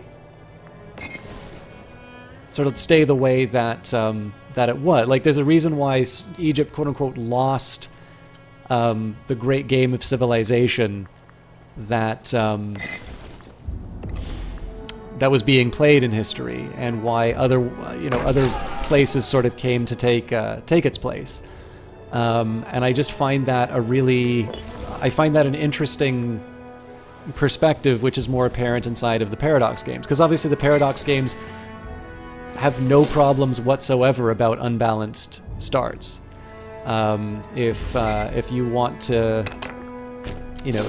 to be Byzantium in Europa Universalis 4, that's totally up to you, and you can deal with the consequences of that as well. I also want to make sure that the right units are attached to this general. Penology says, do you know that you can assign armies to governors to raise the loyalty of the region? I didn't actually know that. I might have to consider that in future. Are you talking about the loyalty of the governor or the loyalty of the region itself? Because the loyalty of the region would be very helpful. The loyalty of the governor, I've usually gotten... that's usually under control. So sorry, this was... Ochus Julius Libo. For anybody who's curious about the loyalty, so if you mouse over, it'll tell you who they're loyal to. Okay, so we'll give him the expired archers. Oh, that's really good to know.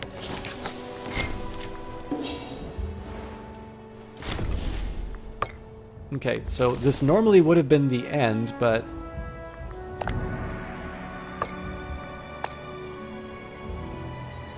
So now, Ulsapara. So apparently this capital just keeps changing each time I take it over, so... That's fine, we'll just run around and claim everything else. They don't have like a... They don't have a fort, so...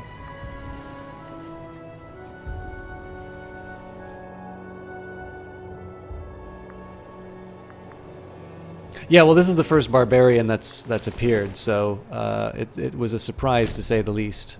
These guys are probably going to get devastated. Oh no, the attrition's not that bad, actually.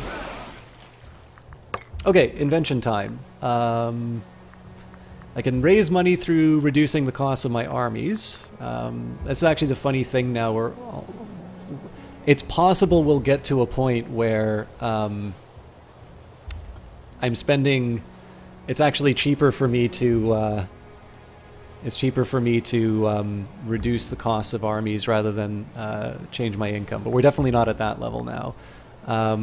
So let's see if we can take advantage of... I want to try and focus on some more infrastructure-related things. So taxes are great. Like they'll allow me to build more buildings and such. But things like output and happiness are kind of what I want to focus. So either technological improvement or means of getting technological improvement. So in this particular case, output is probably going to be my goal for the next little while. So let's do Code of Rights. An established code. Now, freemen aren't necessarily going to give me the things that I want, but in this case, I'll bite the bullet. So an established code detailing the rights of every non-landowning member of society is likely to please the majority. Do you find any benefit on holding points like Monarch points in EU4? Is it best to spend it as soon as possible? There does not seem to be a penalty for advance for advanced like out of history like technological improvements. So if you I'm just trying to think. There are a couple of circumstances where I would hold on to them. So like a great example of this would be the if the populists were in control. So power costs go up by 10% for everything, so I'd want to hoard my monarch points there. In other circumstances, though, I probably would, I'd probably just, you know, accept the, I'd probably just spend them right away. Again, unless I had some other, other plan. So it looks like war exhaustion's ticking up, so I need to wrap this up as soon as I can. I should also start using my ships. I think we're at the point now where I can start using my ships to bring some of the boys home. This is going to be a tricky legion to manage. Actually, you know what? Let's get them on a boat before we start messing around with this stuff.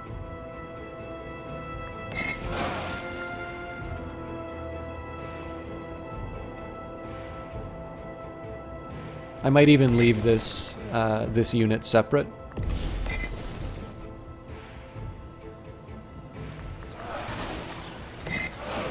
Actually, honestly, disbanding them seems to be the best call.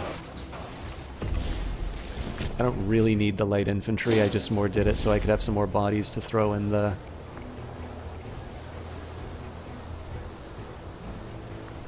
Looks like they actually do have some units left over.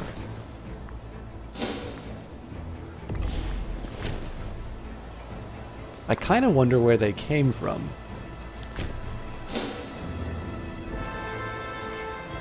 I'm reluctant to do this, but let's see if... Zika now! I think we're going to have to wind up taking the entire... I think we're going to have to take all the territory here, to be completely honest.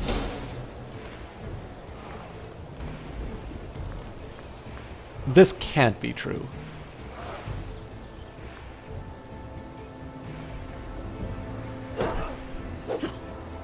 That's a lot closer than I wanted it to be, though.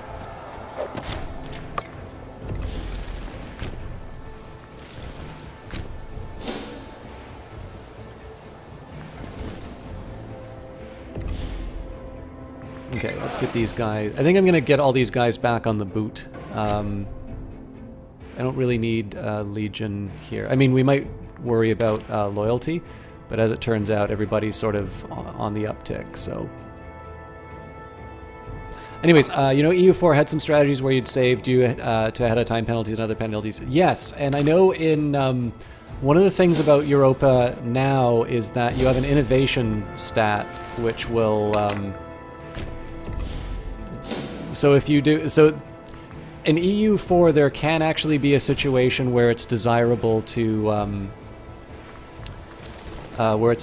spend stuff ahead of time because you'll get innovation for it now.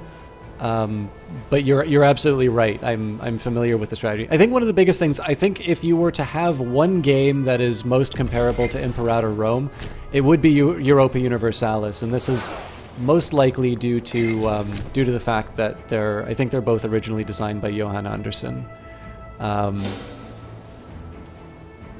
So if there's a concept that looks familiar, it's not a carbon. It's definitely not Europa with Roman skins on it.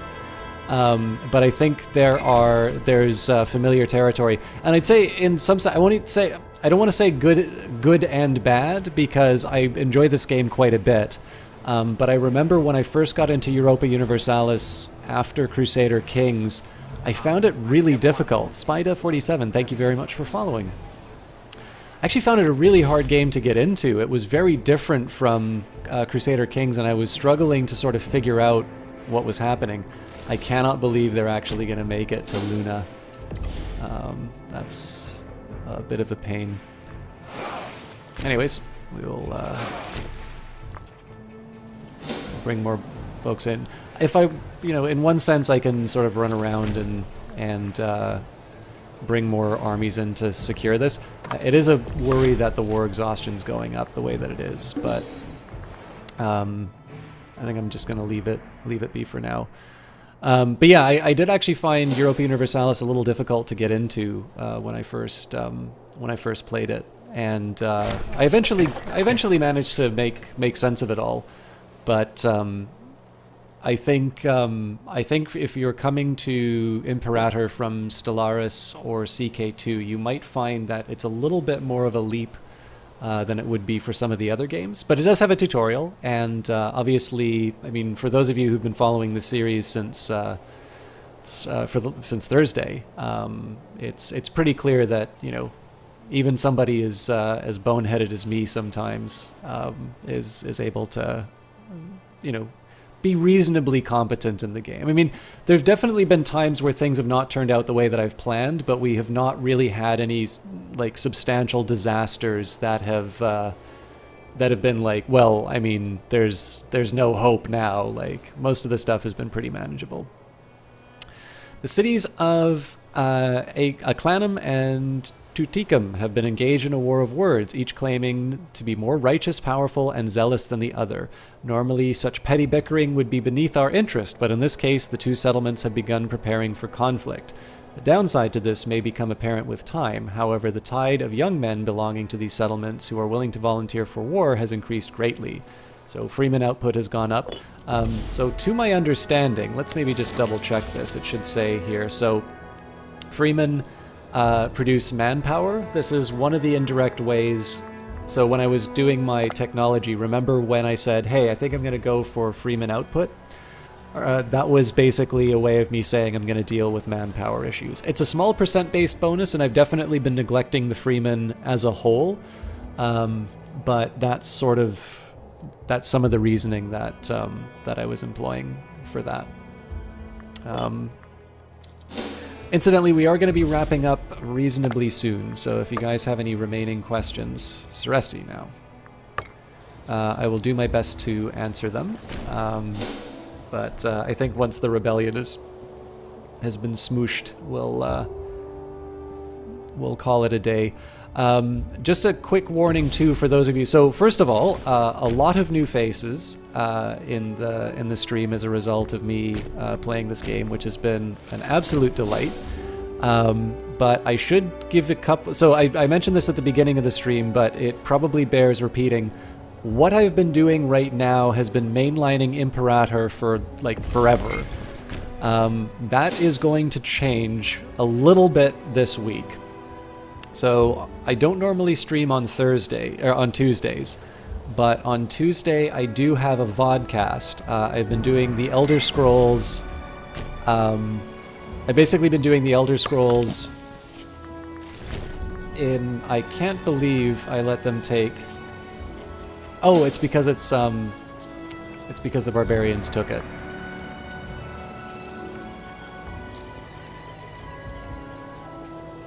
And in a remarkably frustrating move, I can't actually recover. Like, I'm gonna have to deal with this fort taking my territory.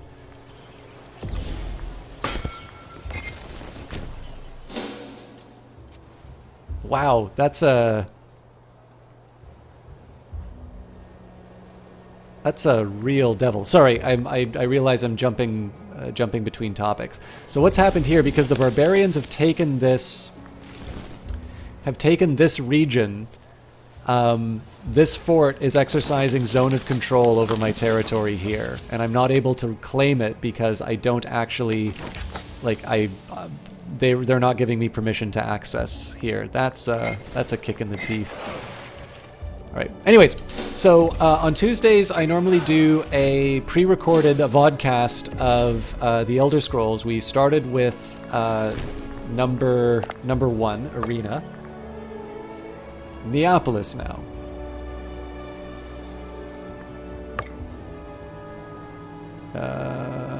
Up there.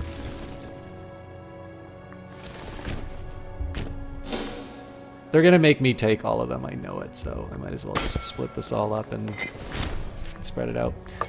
But anyways, I do it, I've never played these games before, I'm doing it with a Dark Elf voice, which to some people it is a very popular thing I do, and I suspect to a majority of people who really only know me as the Imperator Rome guy, it is going to be an incredibly surreal experience. So, with that in mind, if you see me go live tomorrow at 7 o'clock, and you are expecting Imperator Rome, you are going to get not that.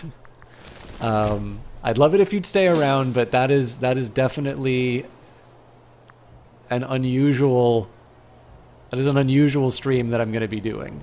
I figured I probably owe it to you guys to explain ahead of time, hey, do not adjust your sets. This is working as intended. Did we actually capture this? It doesn't look like we did.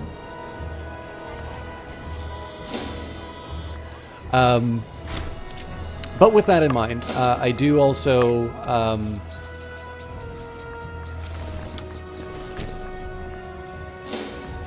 on Wednesday I'm going to be back. Normally we do Cultist Simulator then, but I figured that because we're still early on in the life of Imperator Rome, I might as well do one more of that. I'll try and do one Thursday. No promises, but of course the big thing about Thursday is that everybody's going to be playing the game. It'll be out by that point, and because I stream in the evening Eastern time, you know, nobody's going to... Oh, that was really clever of them.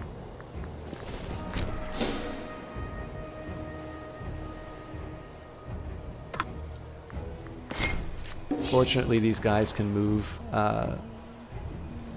in time. But yeah, anyways, so that's going to be the plan. Essentially, there will be guaranteed one more Imperator stream, which will arrive on Wednesday. And then, as far as moving forward, traditionally, when Mondays are my Paradox days, so I might be doing a little bit less activity as far as Imperator. I don't normally stream every day. This has been a special thing just because obviously I was given a press key. I want to make the most of it as I can. There's definitely a lot of people complaining about the pace of the stream, but the biggest thing is that the amount of content that I've put out, I've tried to justify that decision as best as I can. And certainly it has been it's been no hardship for me to do that. This has been a lot of fun to do, and it's been really cool to hang out with you guys. But I did want to just give you, the thing to keep in mind is that the majority of people here are probably going to know me as the Imperator streamer. I do actually do variety. I encourage you next week on the Wednesday to check out Cultist Simulator if you haven't, because if you're a Paradox fan, it's a game by the author of the Horizon Signal event chain, so that might actually be something that you're interested in. And then Fridays are more of a free day for me. And let's face it, I'll probably be sneaking in some extra Imperator streams as well. But moving forward, I will be doing this on Mondays for sure.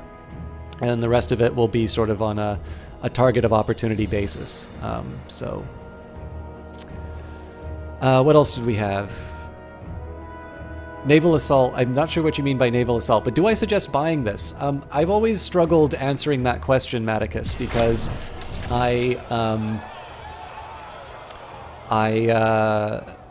what I find interesting is not necessarily what other people do.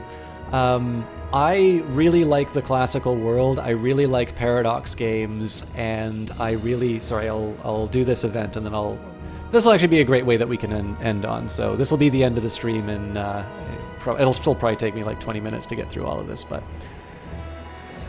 after protracted conquest, we have finally routed the Sardinia Australis armies. We have laid waste to their lands. During the sacking of their capital, many important prisoners were taken, many of them having previously held important positions in the Sardinia Australis court. They now languish in our dungeons, waiting whatever fate we decide to impose on them. We've been working on aggressive expansion, so banish those of class and put the rest to the sword. And of course, we've just put a bunch more money in the treasury. So we do have an opportunity for a new governor. The Claudii family, the Decii, Fabii, not going to happen because it's headed by banish him. It's going to be it's just too hard to get that through. I wonder if he's gonna, if he's in Quintus Marcia Philippus. Right. Let's smear his reputation. Let's give us a little bit of an edge. You still have your question, Little Man Darkstar. Sorry, what was your question?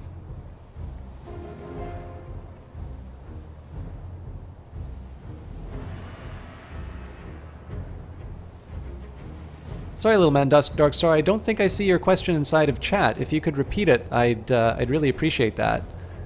So you saw on stream earlier that you need popular support in order to become a dictatorship. That is true. We're no longer in a war, so I can't do that here. But yes, you cannot. It'll give you here. So you pay 51 military, 51 religion. Rome will get 2 tyranny as a result. You gain a dictatorial term. Armies go up, election term duration goes extra by 1 year. And in this particular case, so Senate approves, we've got 68 seats behind it. Obviously the religious faction will be okay with their guy going in. And apparently the populace really love this idea of having a dictator. But yeah, you can't basically not have... it can't be the case that you're like, oh, okay, I don't feel like giving up my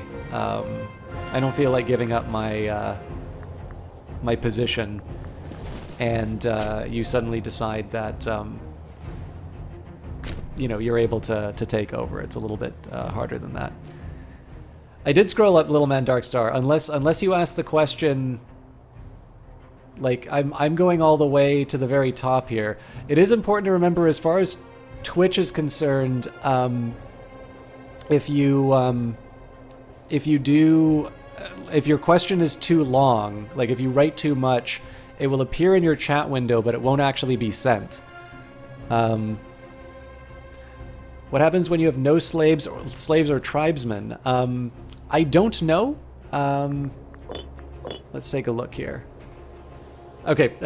I'll go into the windows in a second. I'll digest chat and then I'll get to your question. So, am I not trying to go that route? Yeah, I mean, so actually, if you want like a permanent dictatorship, oh, I forgot that I can do this. We'll actually end the stream on this, but if you wanted a permanent dictatorship, proclaim dictatorship, you lose 3 stability. And your government type changes to a monarchy, which will give you ticking tyranny, and then it'll completely change the form of government. If you want the actual institution of dictatorship, which existed in the Republic, you need to be at war, and you can do that. And essentially it's the idea that we're in an emergency, and so we are granting this individual extraordinary powers to deal with the situation we find ourselves in.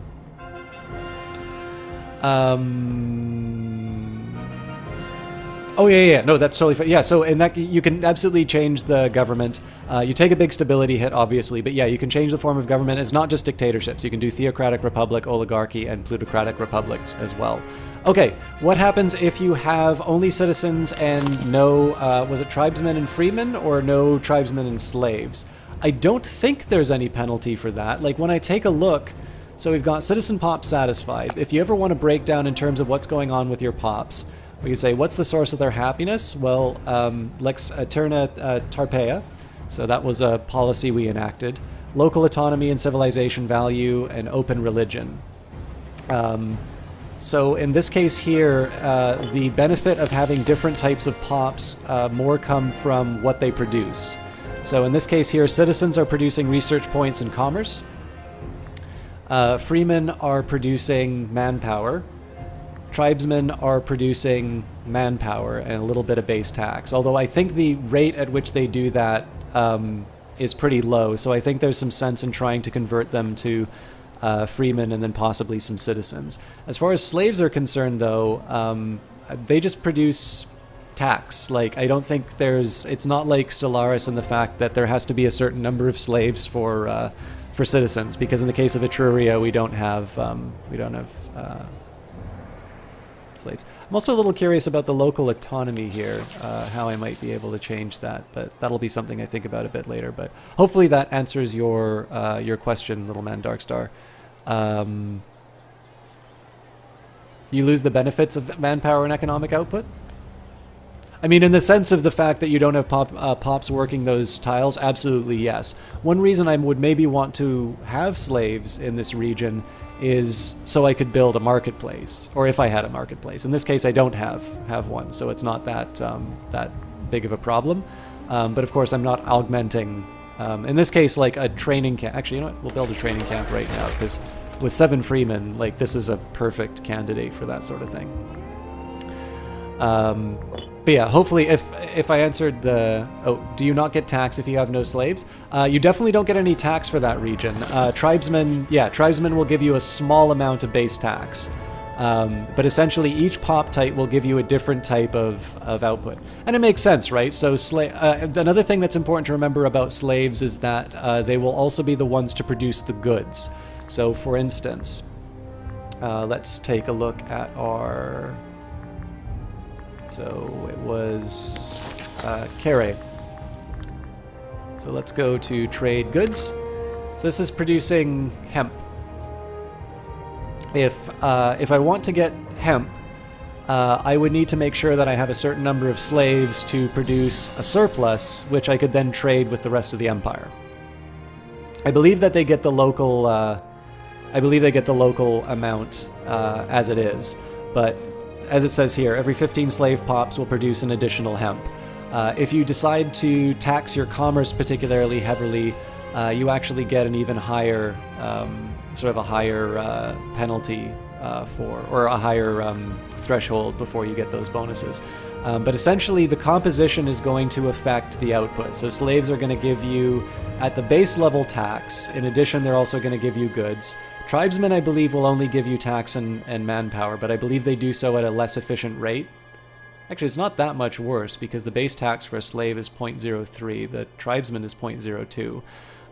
Manpower from a tribesman is 8, whereas a freeman it's 37. And this sort of makes sense, right? Like, what's your career going to be if you are, if you're not a slave, but you don't necessarily have means? Well, the army is a choice, right? This isn't exclusive to Rome, by the way.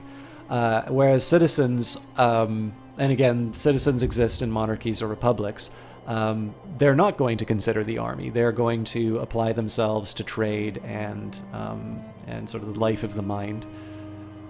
I do not think you can ban slavery.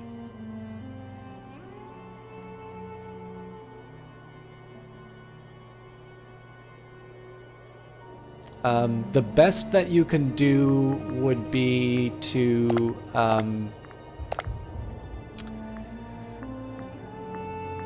probably, if you go under government and show laws. So where are we? I don't think this would be under military for... Well, okay, so Punic reforms. National slave output -5. The traditional reliance upon landed citizenry became a significant weakness to the Roman military during the Punic Wars. As such, the practice of enrolling proletari, and in some cases slaves, to perform the duties of lower-ranking soldiers or oarsmen became vital. So this isn't necessarily the idea of banning slavery, but the role of slaves in your society does change quite a bit depending on your laws. And again, it tends to line up with history. So right now we're saying slaves cannot be in the military. If we want to change that, we'll get bonuses to national manpower, but our slave output's going to be lower because ultimately some of those slaves are now going to war. What else do we have here? I think there's another one that affects slaves. There's definitely one that affects slave happiness.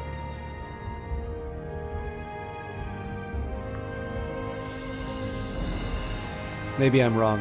There's also a few slave events that emerge regarding their treatment. Lex Sophia Canania. Simple limitation of the ratio of owned to freed slaves that any man might possess ensured that a slave economy was still viable in the late Republic. So in this case, the slave output will go up, but the cost of promoting freemen I can never remember if this is slave to freeman or freeman to slave. Or sorry, freeman to citizen. I think it's freeman to citizen. But obviously in this case here, again, it's not explicitly banning slavery, but it's enacting reforms as to how that particular institution will behave inside of your republic. I don't know if there are different laws for different nations, by the way. So it's I mean, Victoria too is obviously the one that has the Civil War and emancipation in the United States. But in this case here, you can't. I will say, by the way, though, in the modding tools, you can change pop types. Now, I don't know if you can make it so that there is like an event. I mean, in theory, this is something you could mod, right? You would make it so that all slaves in all regions are eliminated. And maybe there's a new type of pop that comes into your civilization. So it's not, or nation, or whatever you want to call it. We're technically a Latin major power.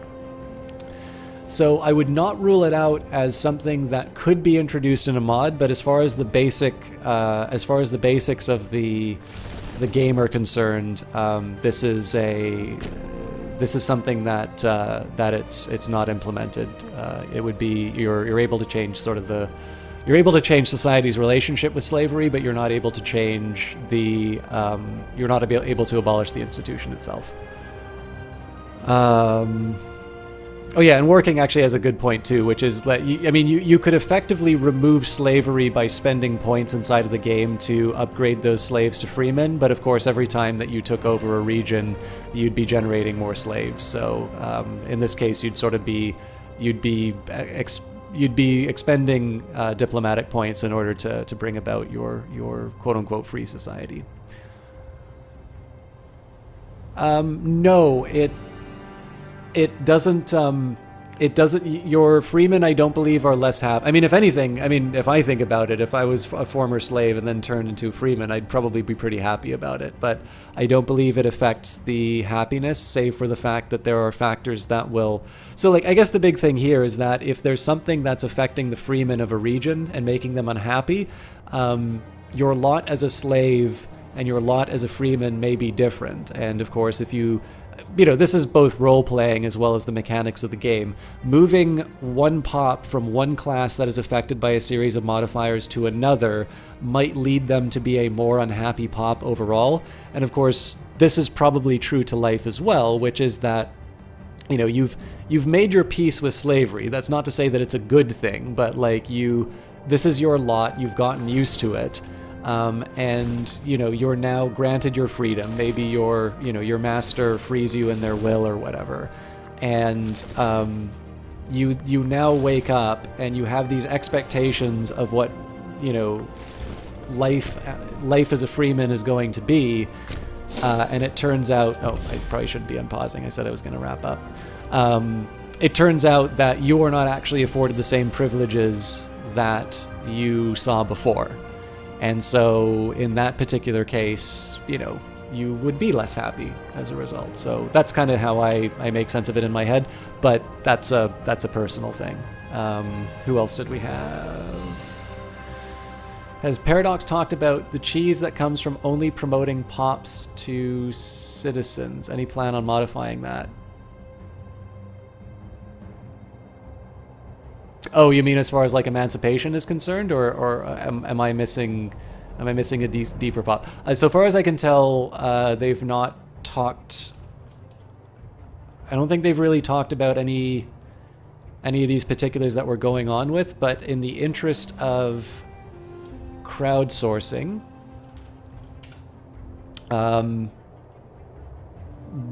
there would be the collection of developer diaries. And I definitely know that there's some talks about pops inside of there, so where are we? I can't remember exactly which developer diary it was, but we can go through. By the way, who was it? Maticus Ray had a question about buying. I've not forgotten that. I will answer that for you. I just... obviously, I got a little sidetracked on all the other questions. It is, yes. And I was actually going to stop about 45 minutes ago, but Working's got a quick question. Do you have any plans for doing some multiplayer sessions when this is released? That's a good question. I mean, so my fixed Paradox date is usually Mondays. In practice, I've usually been open to the idea of multiplayer, and in practice, I'm a really bad person to do multiplayer stuff with because I always wind up flaking out on people. It's never intentional, but things are definitely busy where I'm at. So this is going to sound like such an evasive answer, but I am not opposed to multiplayer. I'd really like to do multiplayer quite a bit. And unfortunately, in practice, I have tended to notice that my desire to do multiplayer has been inconsistent with the amount of multiplayer I actually do. So I'm not ruling it out, but I will say that in practice, I've been pretty bad at following through on multiplayer.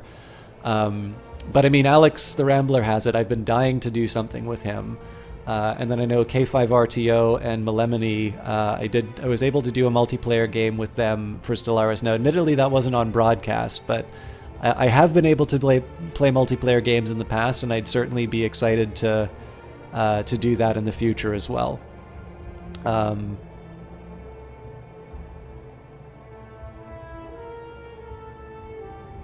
Who else? You may be able to have a high-tech civilization, but you lose the bonuses of manpower and... yes, okay. And TC Armored seemed to give a good answer to that pop thing. I think they set up the game to allow you to do that, but you run the risk of negating all the benefits and bonuses missing with the other pops. Well, the first question to me would be, how are you going to pay for the Empire? Because like if we eliminated slavery right now, we would have a deficit of 22 gold. I mean, admittedly, we'd get some commerce bonuses, but let's take Rome as an example. We'd be taking units that are producing.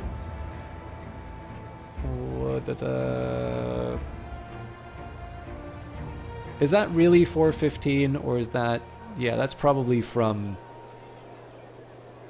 Like, I'd have to divide that by the individual units.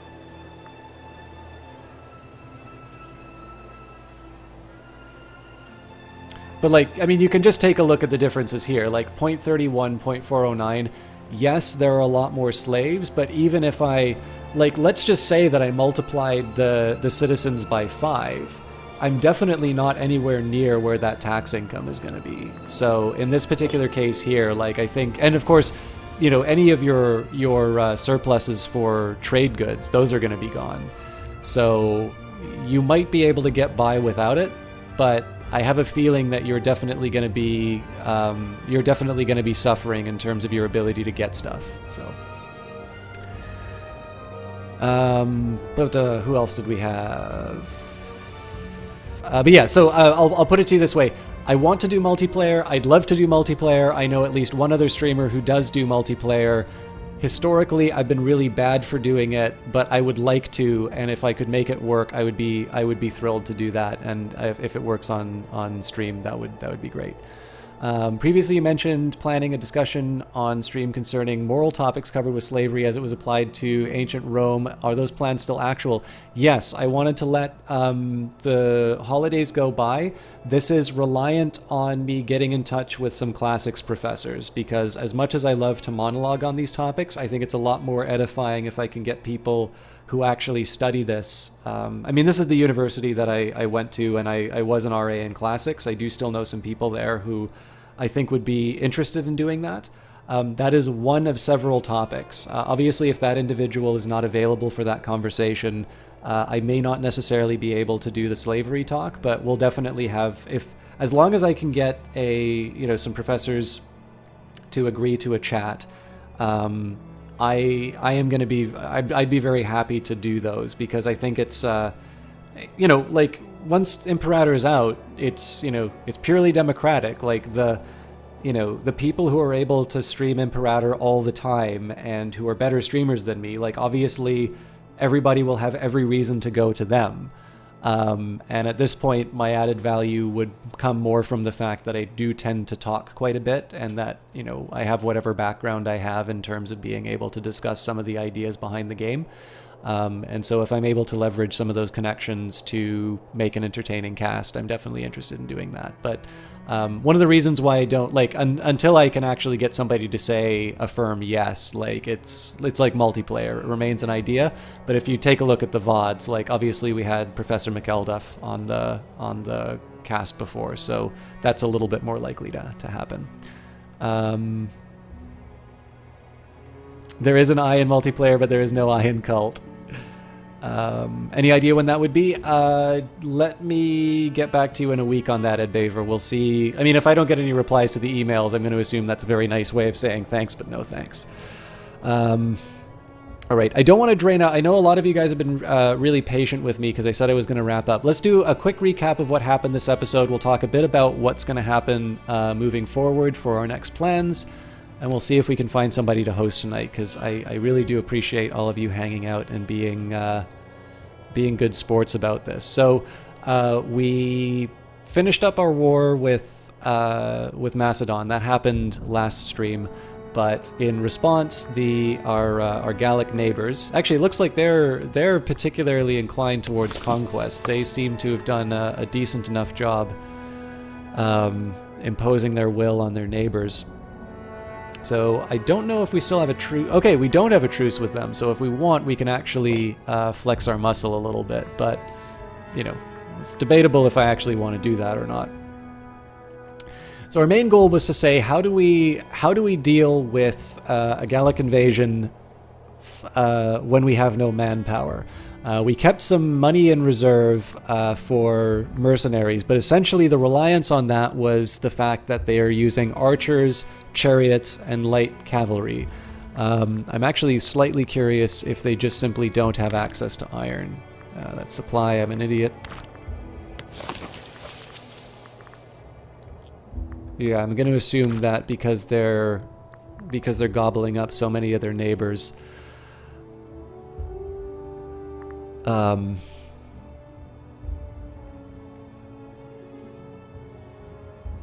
That's why they don't have access to iron. I was going to say, is that 231 cohorts? No, that's 231 people. So in this particular case here, we did suffer from the manpower, but in the end, we let them take a little bit of territory, and then we took our strongest units to go in. We definitely had some hard counters to their unit types, and as a result, we were able to get by that. That was actually surprisingly gentle as far as an invasion was concerned.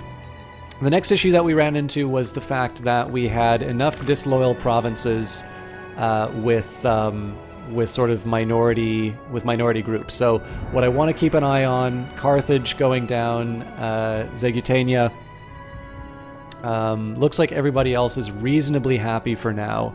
Tarentum definitely needs to get some work done on it. But what I probably am going to want to consider, given the fact that we're going to be restoring our manpower and we're not really going to be engaging in conquest, there's two things that I want to do. Number one, I'd like to spend some of my points to improve opinion.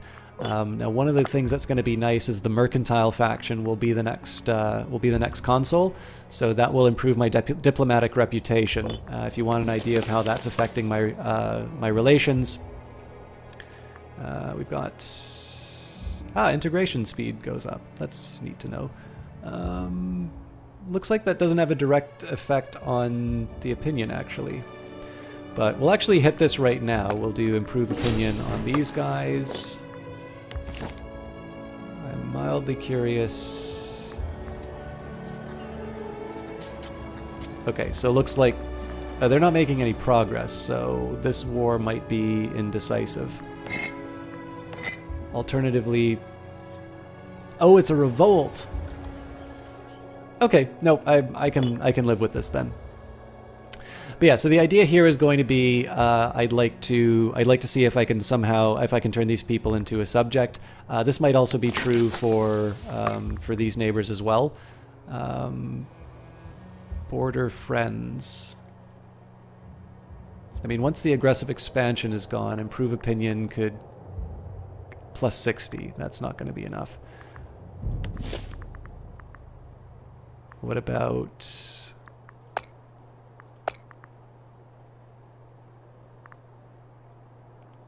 I should have paid attention to how much more I was going to get from that, because it may not be enough.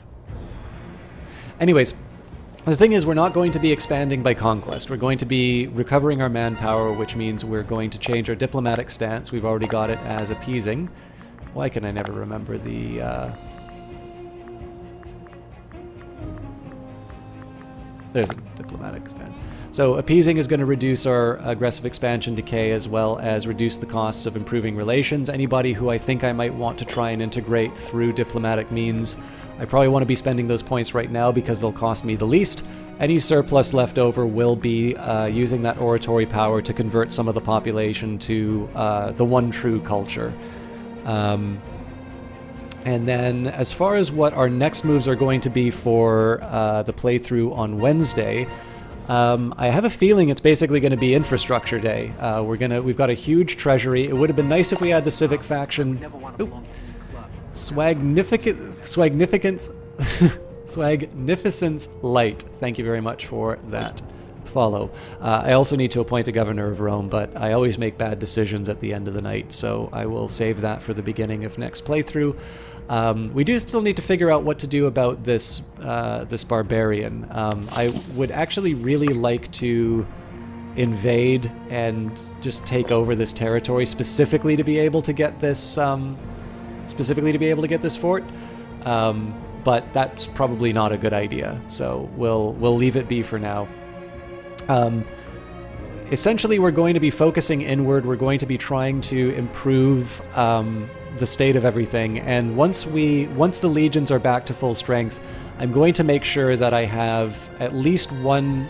I want to have at least one legion in this area, because obviously, if Macedon decides that they're not comfortable with the fact that I hold that territory, they're going to go and try and take it. The good news, of course, is that they still have no manpower and only 31 cohorts. So, what'll likely happen? I mean, this is all the...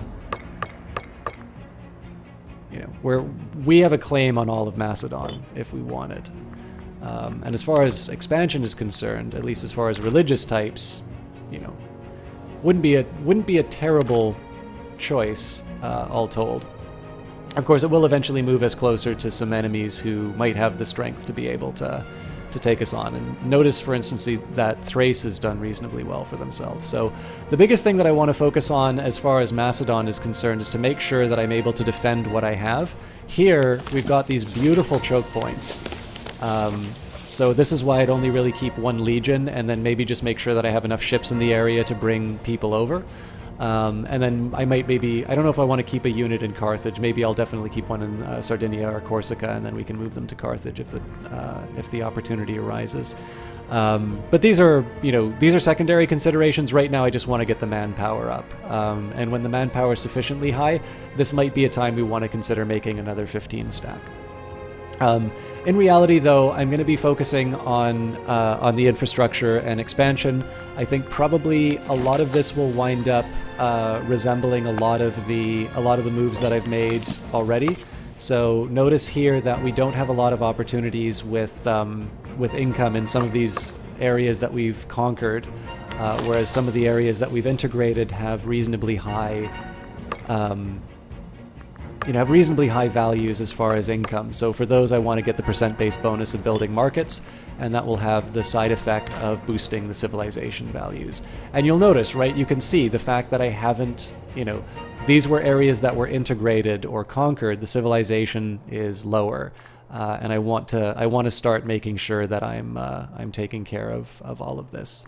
Even then, like some of these existing regions here, like if I take a look at Rome, it's got room for 13 buildings. Like, in reality, I should be cranking out a bunch of marketplaces, but at the moment here, I'd kind of like to try and raise the level of some of the areas, because it does, the civilization level does actually affect the happiness. Let's take an example.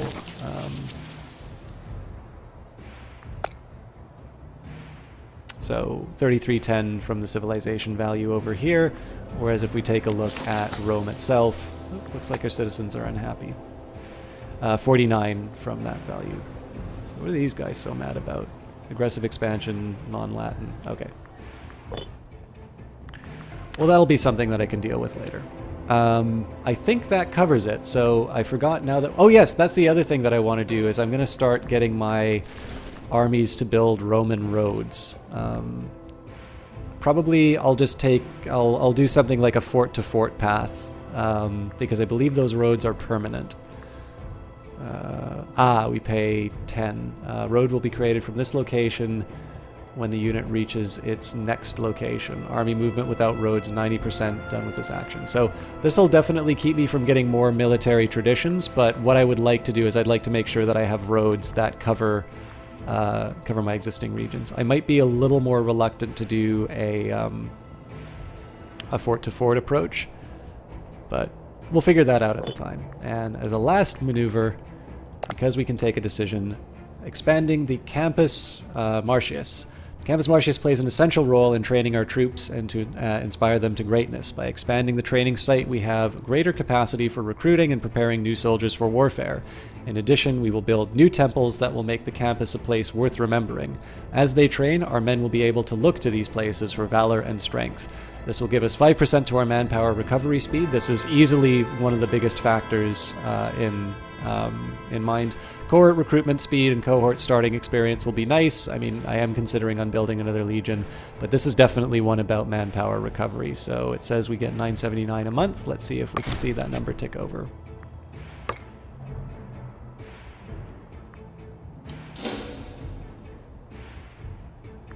All right, apparently that number did not change. And I don't see the... Don't actually see that change at all. Now I feel silly.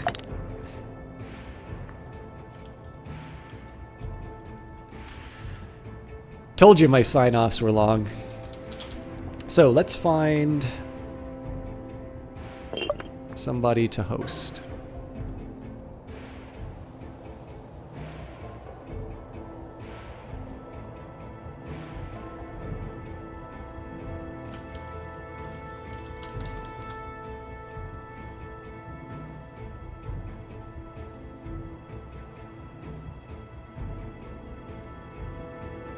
Okay, so Marcoan7 Onyo gave me a very nice host yesterday, so let's pay them back. I haven't actually seen their stuff, but they did host us yesterday. They actually had a huge host before, so we'll definitely move them up. I don't really know most about any of the others, so let's... I don't know, I definitely think he's my best option. As for the rest, again, remember, tomorrow is going to be a VOD of Elder Scrolls Daggerfall. I've not gone crazy, that's just a thing that we do here. I'll be back Wednesday for Imperator, and Thursday you'll all have your copy. Oh, and there was a question from Maticus Ray.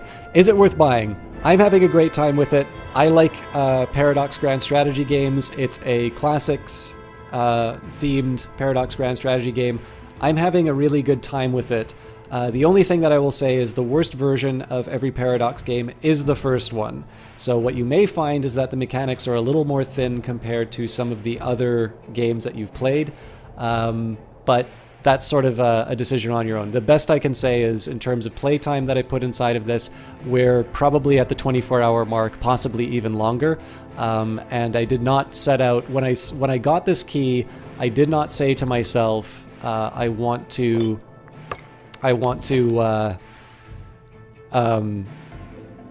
stream every single day for longer than I normally do broadcasts on. So if you're still here, sorry it took me so long to answer the question, but through my revealed preferences, I've been having a great time with it, and I've been putting more and more time into the game.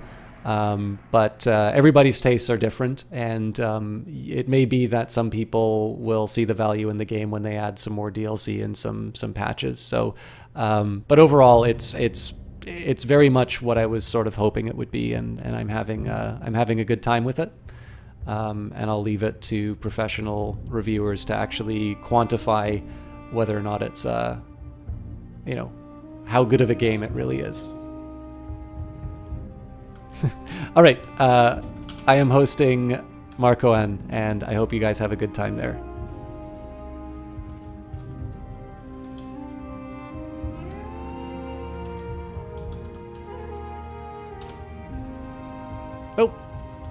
Apparently, I did that wrong.